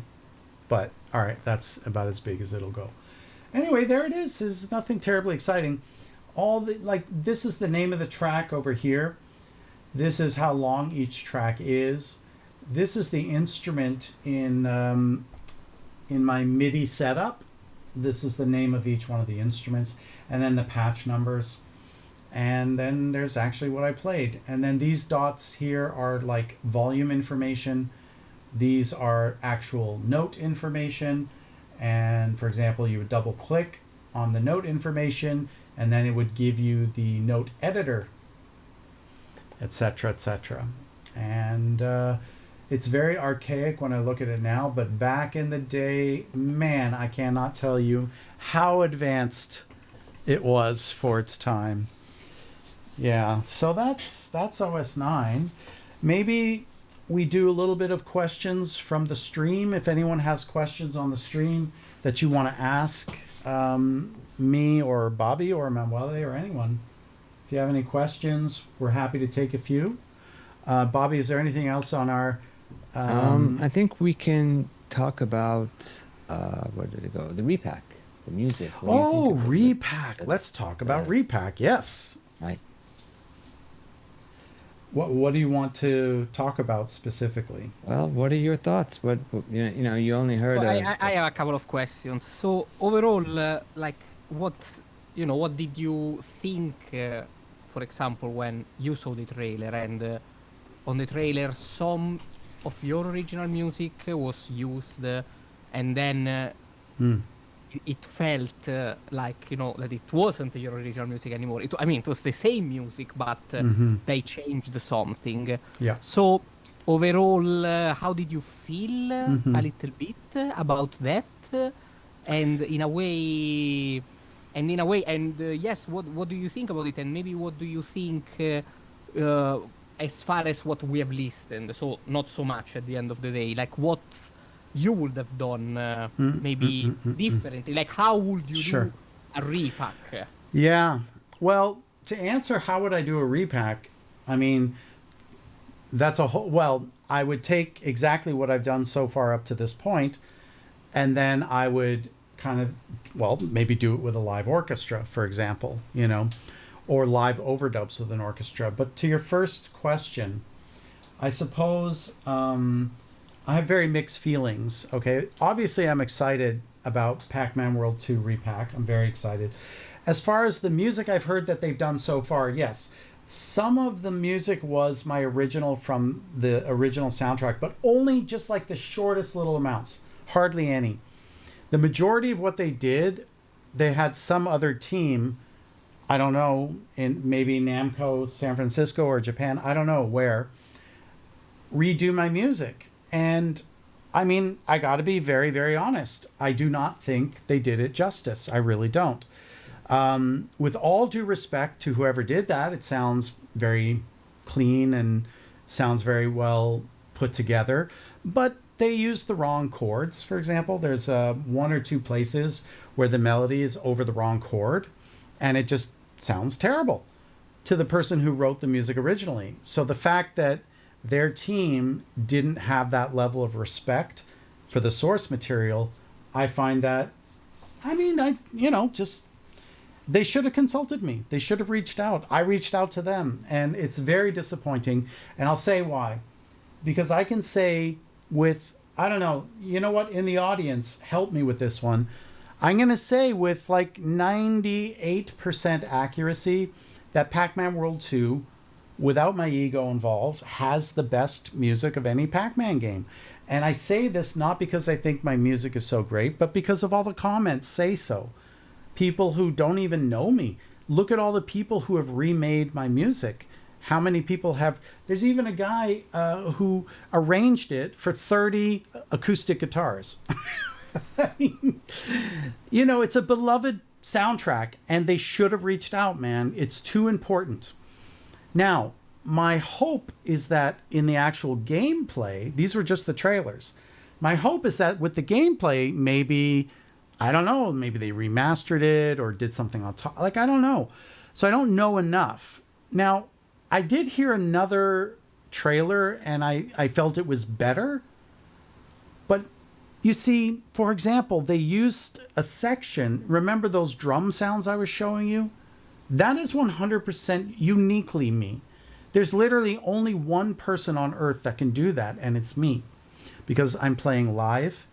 I'm then chopping, rearranging, adding other things. So they have no idea how those drums were made. You can't just pull up your drum machine and then play some beat.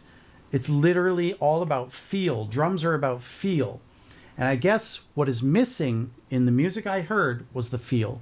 Some of the feel just wasn't there. And there was like one or two places where they were playing the wrong chord under the melody, and it was really upsetting to me. Very upsetting. But I'm trying to also sort of see, well, it's Repack, it's their game, it's not my game. It's not technically my music anymore. It belongs to Namco, so they can do what they want. But I don't think... I'm excited for the game. I pre-ordered it, But I guess well, let's just say this. 100% without any doubt, there's no one who can do a better Repack music than me.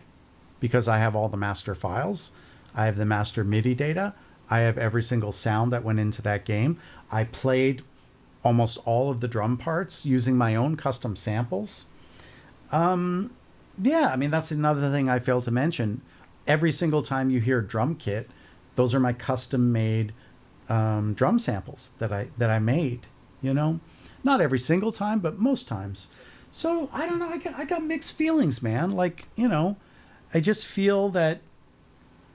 Here's what I feel. I feel that they technically put in the iconic melodies that I originally composed, and sort of like they did their job because they knew if they did different music, the fans would be upset. That's how I feel, honestly. That's my feeling about it. But I'm curious to know from the audience here on anybody watching the stream, what did you think of the music in the announcement trailer? And again, you know what I think, to be fair to the team that wrote that music, or not wrote the music, but reconditioned my music, to be fair to them, like, I haven't really heard enough to be able to pass, complete judgment yet. And I'll know when I get the game and I start to play it. Ping Dan. Hey, Love your David, there's a music. question. What Yeah. sampler did you use in the OST? Say again. What sampler did you use in the original? Oh, so the samplers, there were several. I used a company called DigiDesign, who made Pro Tools. They're now called, or Avid bought them out. And so I used their product called Sample Cell, which had a TDM bridge to your Pro Tools. So basically allowed your samples to be processed through your Pro Tools rig, which was really advanced. I mean, I can't tell you how advanced that was back in the day. Now it's like nothing, but because we have Logic. So that was one. The main one was Sample Cell. The other is still here. The other two. So down there, you can see where I'm pointing. That's the Akai S6000 and the Kurzweil K2500, and they're all hooked up, man. I mean, I can even power these on still. You can see that blue light is now on there. That's from the Kurzweil. Oh, the fans are so noisy though. I'm totally turning this off. That was like a bad idea. Anyway, everyone's like, do those things even work? It's like, actually, yes. Every single thing is hooked up, has power, and MIDI. It's insane. Because I had to transfer for this stream, I had to record from some of those old machines. So, the Akai S6000. So I had 4 Akai S6000s, 1 Kurzweil K2500. I had the Emulator 64. And you could consider the XV5080 a sampler because it was both a sampler and a synth. So yeah, it's a lot of synths. I mean, a lot of samplers. So 4 Akais, the EMU, K2500, 4 Sample Cell 2 cards. That's already a 10. The ESI 2000 as well. Holy cow. And then if you consider the XV80, which you can, 12 samplers in all. But guys, back then, to do professional work, and again, let's just go quickly here, you needed all that. Like if you wanted to do work professionally, you look, there it is.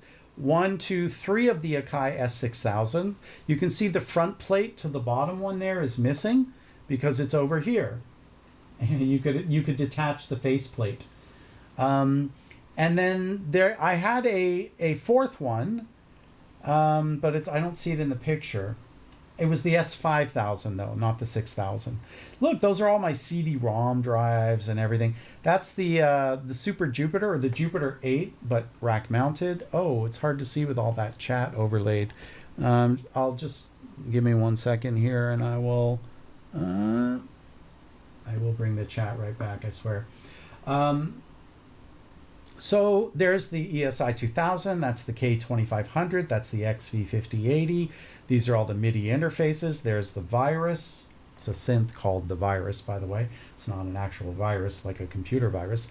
And yeah, that you needed all that stuff. If you wanted to be, a professional anything, let me turn chat back on. You had to have all this equipment. Now you just need a laptop. That's it. You need a laptop and you're good to go. That's it. That's all you need now. It's insane. It's insane. Yeah. So where All right, are David, we here? I think we can take a look at some of the outtakes. Oh, the outtakes. Right. Holy cow. So you guys, can I get a drum roll, please? Funny enough, ironically, I don't actually have a drum that I can do a roll on. What you guys are about to hear for the very first time ever, including Bobby and Emanuele. In other words, the only person who has ever heard what you're about to hear is me. Oh, then we have to do the music inspired by. That's even cooler, which we'll do. But first, I give you Pac-Man World 2, the outtakes. These were the tracks that Namco rejected. So interesting. Here we go. Again, this is a world premiere of the rejected Pac-Man World 2 music. Now, where is it?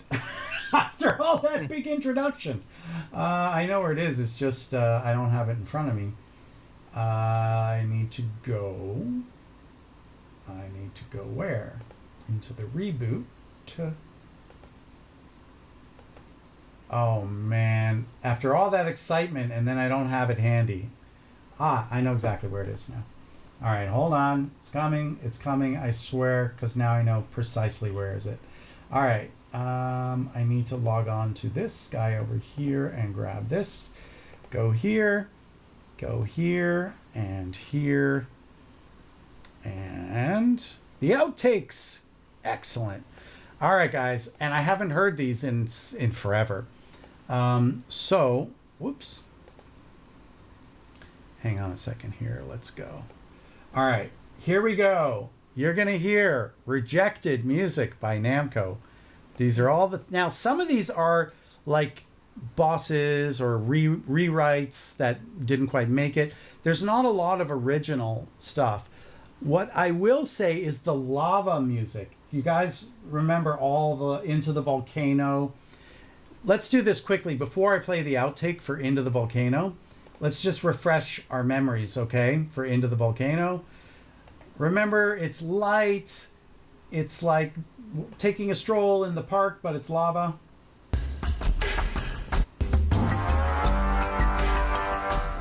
Oops, wrong one. Wait, let me do this like this. Here we go. Right?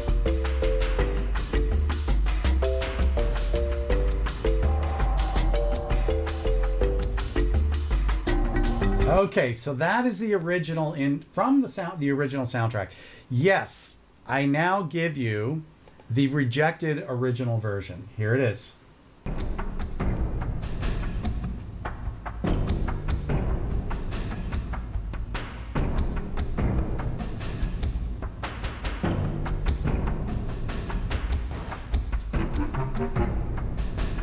Totally different.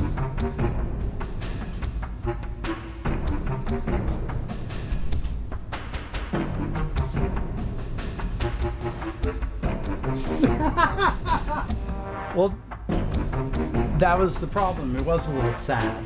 They wanted it to be brighter and happier. They said this is too dark.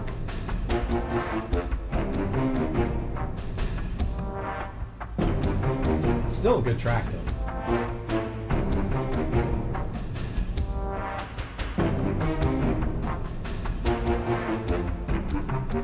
Wow. Oh, okay. Here's Rejected Ocean music.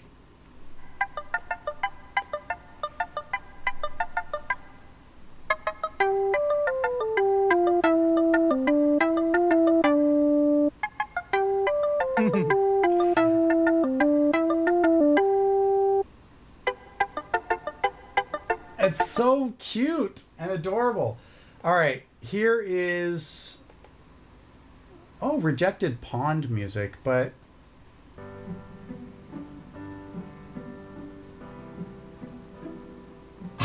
It's hilarious, man. Yeah, it's a different perspective. It's pensive and sad.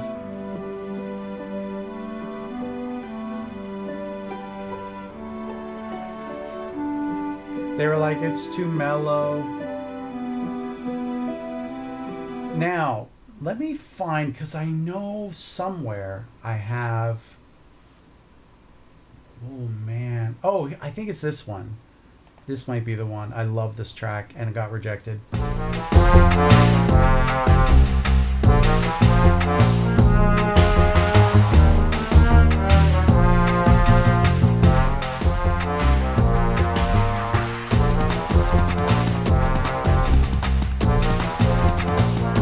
know, right, Spin?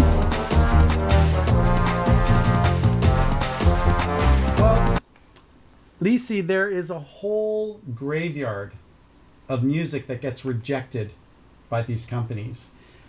You have no idea how many tracks I have done that have been rejected. It's insane. But I love that track, and I don't know what it was for, but it got rejected. Let's see. Oh my god, there's so many pawns. Like, you have no idea how many times I had to do the pond before I finally wound up there. There's a boss, early boss. Oh, let's wait. Let's get that a little bit more like this. You should recognize this, no?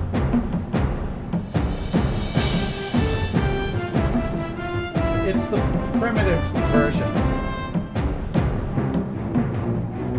Upload everything. I will not be uploading everything, but this just gives you a little bit of a taste. But guys, I have something way more exciting. Can you believe how exciting, if it's more exciting than outtakes? So in 2021, for the 20th anniversary, I planned to do something really big. It just didn't ever come to pass.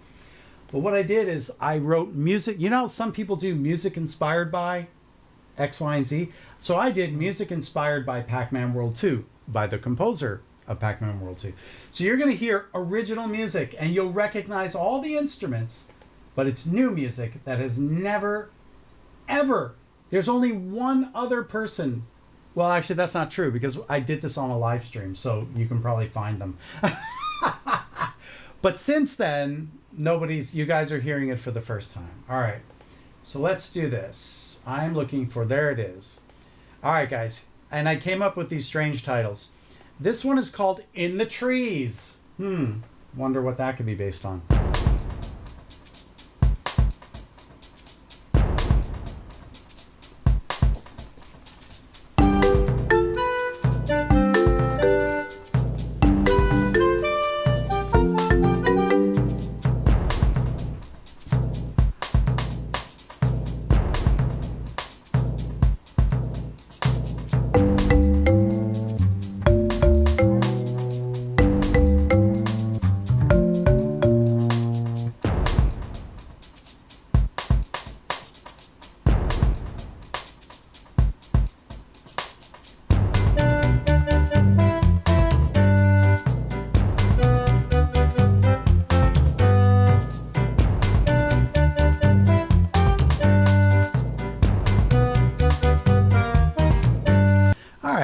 Oh, this part is also cool.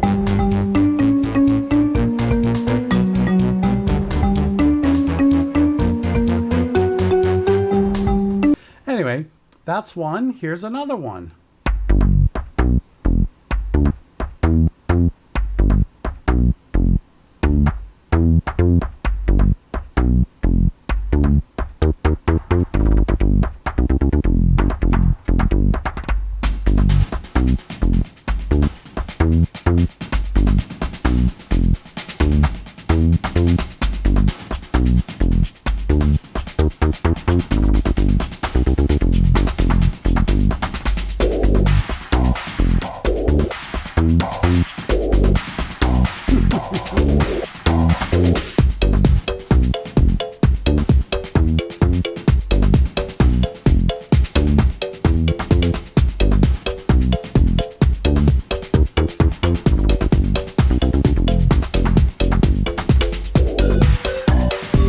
Recognize the flute?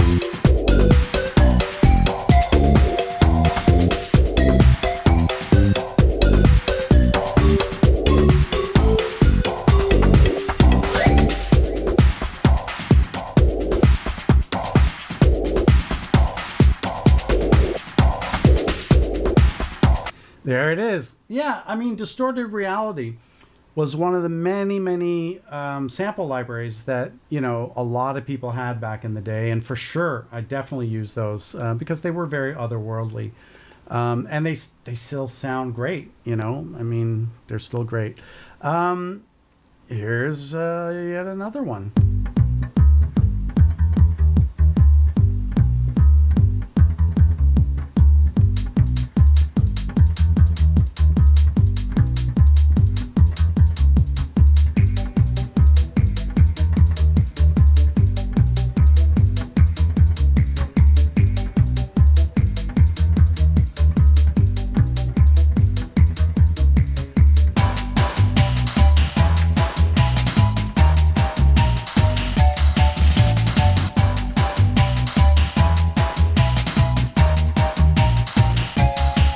Okay, do you recognize these drum sounds?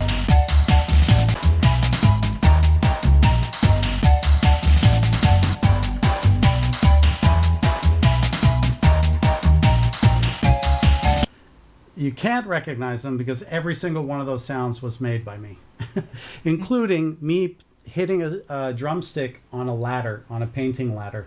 So, you know, sometimes you use from a library, sometimes you use your own, and many, more oftentimes than not, I would combine the two. So, let's see, that was written in 2021, yes. And guys, if there's interest, I can resurrect all this stuff. We can continue to work on it together. We can do these streams regularly. And maybe we'll even make like a regular time and day. And you guys can come back and I'll work on it. One thing I do want to show you all that I'm very proud of, and they don't do this anymore, and I don't know why. It's something I'm very proud of, and it's something that is now gone. They don't do this anymore in games. And what I want to show you, because it can never, ever be taken away from me. Here it is. Yep. They don't do this anymore, guys. They don't do this anymore. They don't print your name in the frickin' book. Yes.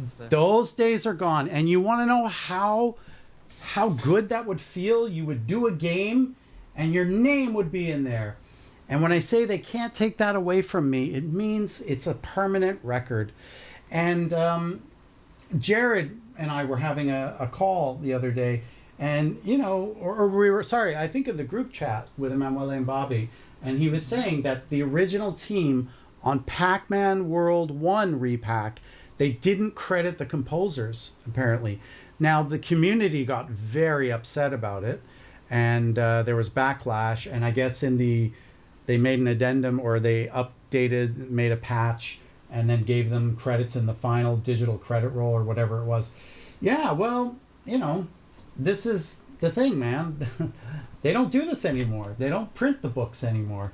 And they can't take that away from me. I will forever be associated. Anyway, he was saying that, you know, he warned me about that happening. He said, because, you know, if in 1,000 years somebody gets Pac-Man World 2 repack and you don't get the proper credit.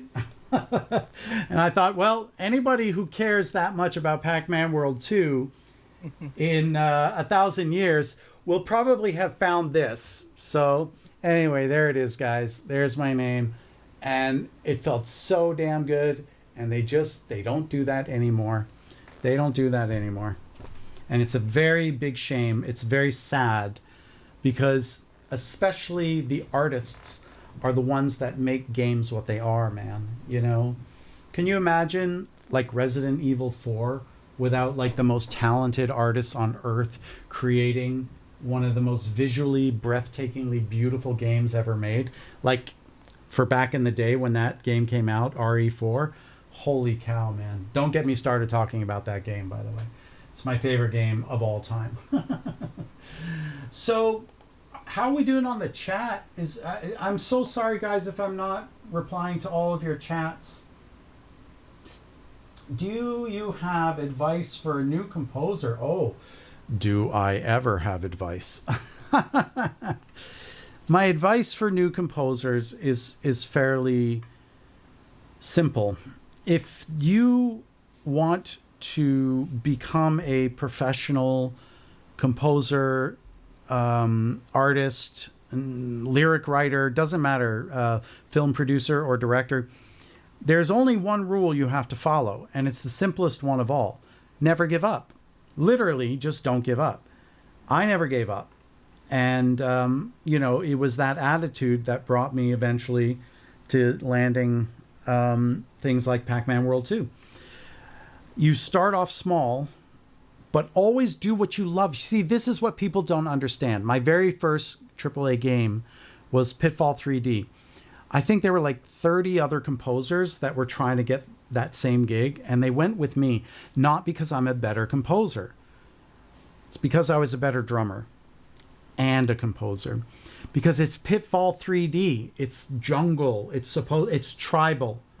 I mean, Pitfall 3D was actually beyond the jungle, but they still needed that tribal, rhythmic, heavy drumming. And I had it. And everybody else who wrote music for that game, trying to win that account with Activision, wrote perfectly good music. But it didn't have that tribal drumming. Because you have to understand, I studied percussion. And every kind of percussion humanly imaginable. I mean, everything. Brazilian, Afro-Cuban, West African, I mean, Asian. I've studied everything, you guys, in percussion. And I was classically trained. And I played rock drums. So my sense of rhythm, I mean, like it was just something else, I really think. It was that love of my rhythm and my drumming that made me compose the way that I compose. I still compose the same way, always with rhythm. Even my melodic ideas have rhythm, Manuela and I, we worked on a project years ago. I guess it was 2017, the Bloody Gescald. And I remember there was like this horn line in one of the tracks that went bum, bum, bum, bum, bum, bum, bum. And I remember telling you, dude, that just comes from me drumming. Because if you take the same idea, la, la, la, la, la, la, la, it's just, it just literally comes from my whole sense of drumming. And this is a project Manuela and I worked on, I guess. Oh my God, 2017 was like it was about a while ago. 7 years back now. Holy cow. Anyway, my advice is do what you love.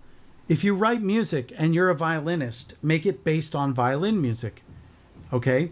If you're a drummer and you want to write music, make it based on drums. Whatever it was that first brought you to music, whatever that was. Like, in other words, if you were a French horn player that brought you into composing and you never played French horn again, pick up the French horn and start making some melodies. I guarantee you that's going to lead you somewhere. So my advice, never give up. Do what you love. What's that famous saying? Dance like there's nobody watching. You got to do that. You got to dance like nobody's watching. And, and there's another one. I can't remember what it is, but when you look at people dancing their asses off, but you don't hear the music, they appear like they're insane people. I don't know. It's from somewhere, something. Maybe I saw it on a TV show. I don't know. So my advice is don't give up ever and do what you love and be fearless. Guys, be fearless, okay? Wait for it. Wait for it.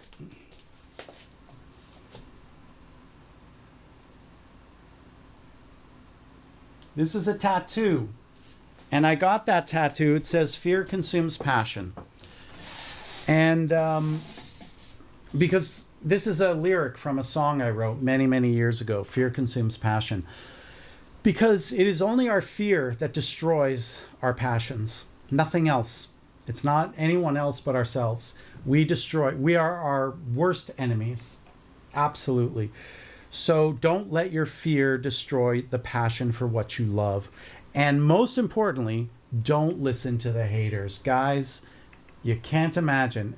Everybody loves to just hate on others. Or there's a word, actually, a friend of mine, German, was telling me, we actually have a word for taking pleasure in the misfortunes of other people.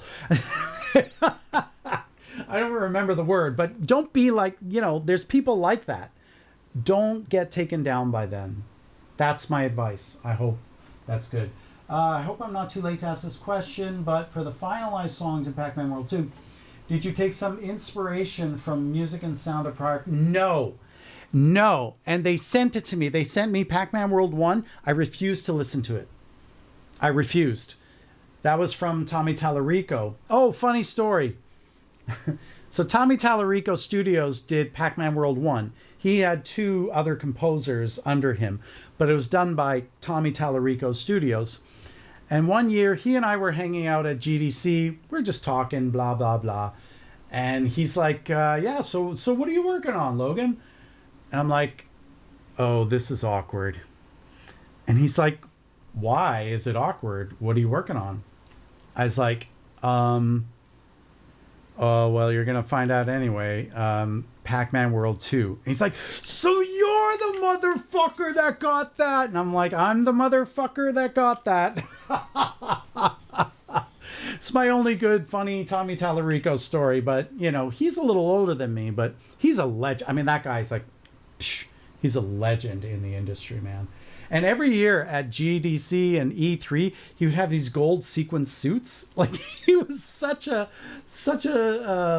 inspiring character, in fact, you know. And he was fearless. He was fearless. Okay, I'll say that.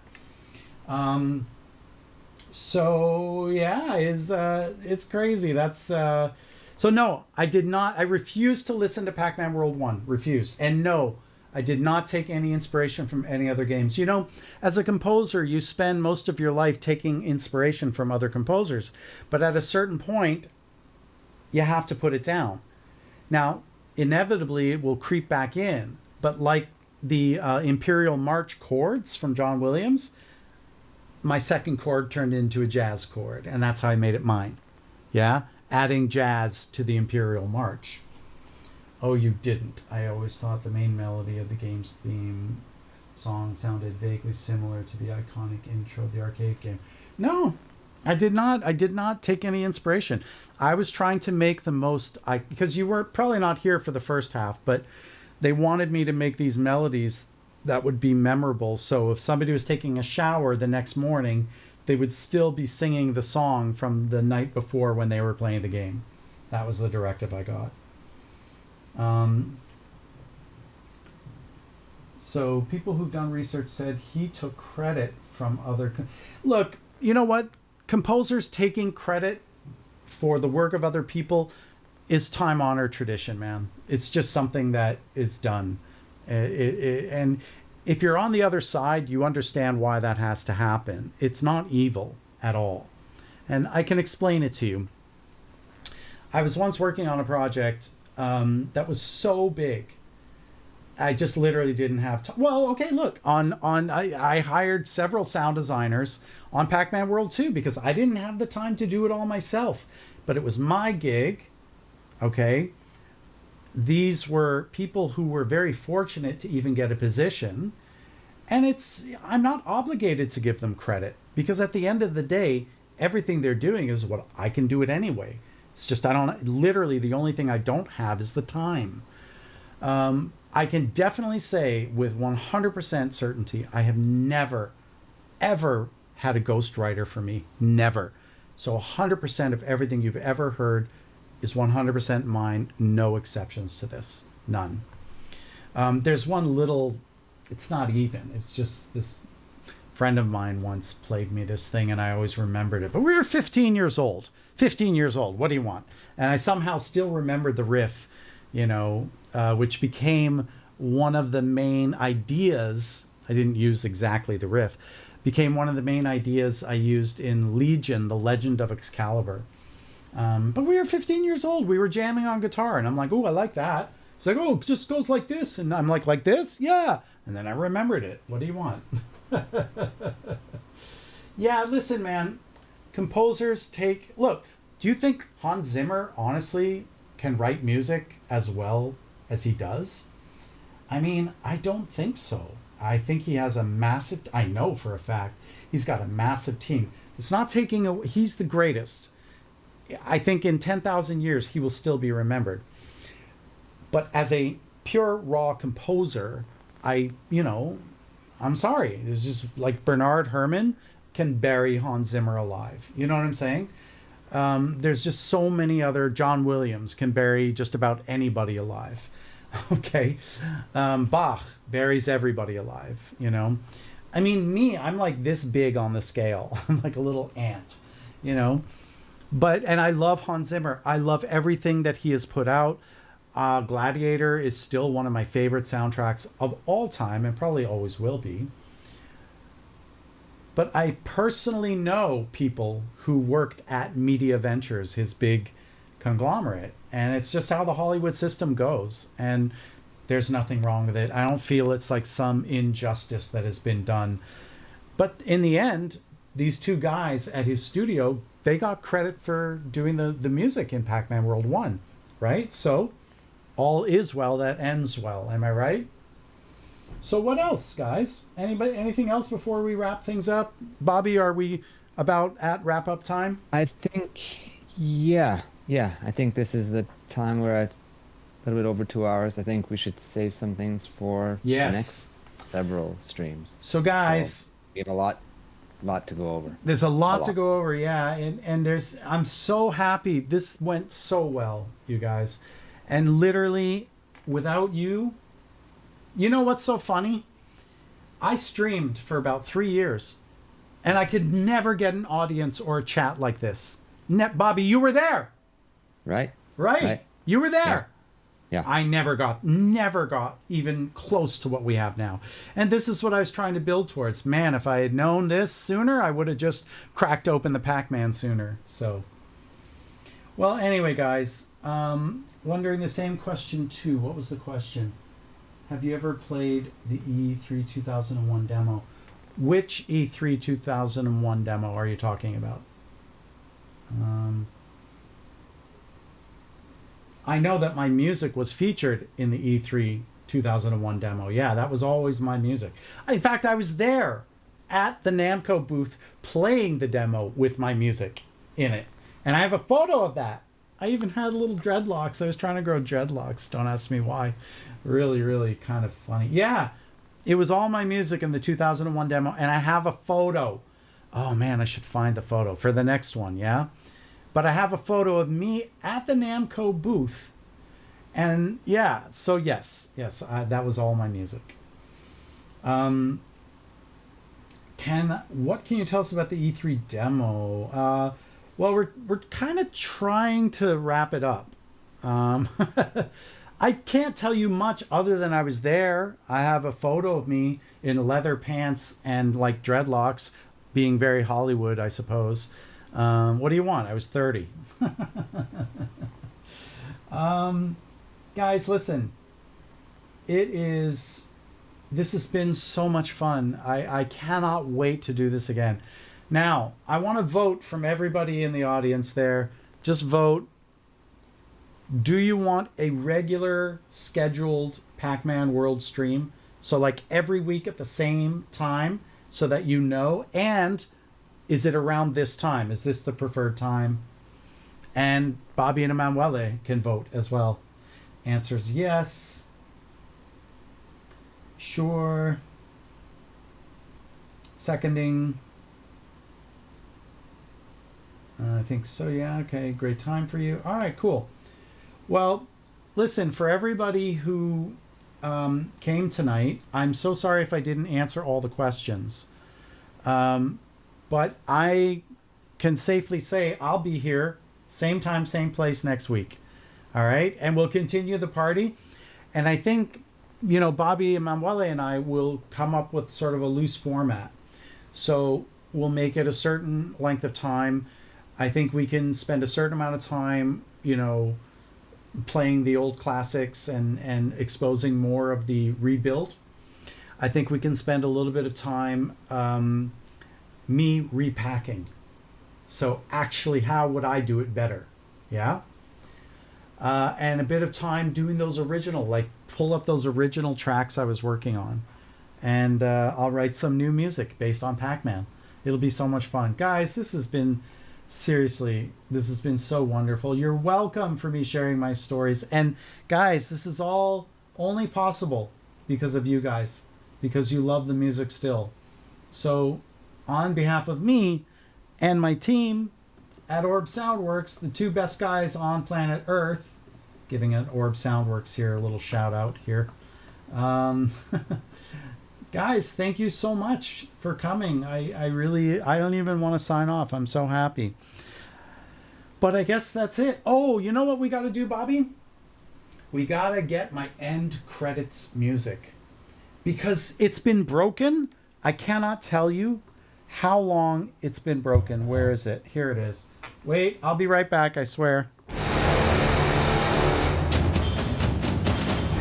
It just does a big black. It doesn't actually. So we got to fix that. Yes, you agree? Yes. Because if we're going to be streaming again, although instead of making it Star Wars themed, maybe we do a Pac-Man World 2 themed end credits. Ah, right? Yeah. So cool. All right, guys, I will be here in exactly 1 week from today. And I guess I will stop the stream, and I suppose Manuel and Bobby will just have a quick little post-mortem, and I don't know, that's about all, I suppose. So guys, thank you again, and let me just find OBS, because it's like buried beneath a million layers here. Where is OBS? Here we are. There we are. Excellent. Guys, thank you so much for coming. I will see you in exactly 1 week. And thank you all again. Like, you don't know how much this has meant to me. Seriously, you guys are amazing, because if you didn't love this music, I wouldn't be doing this at all. And again, a special thank you to Jared and to Manuel and Bobby, who are all responsible in different ways for getting this all to happen again. So thank you guys so much. And I'll see you guys in 1 week. Okay, take care.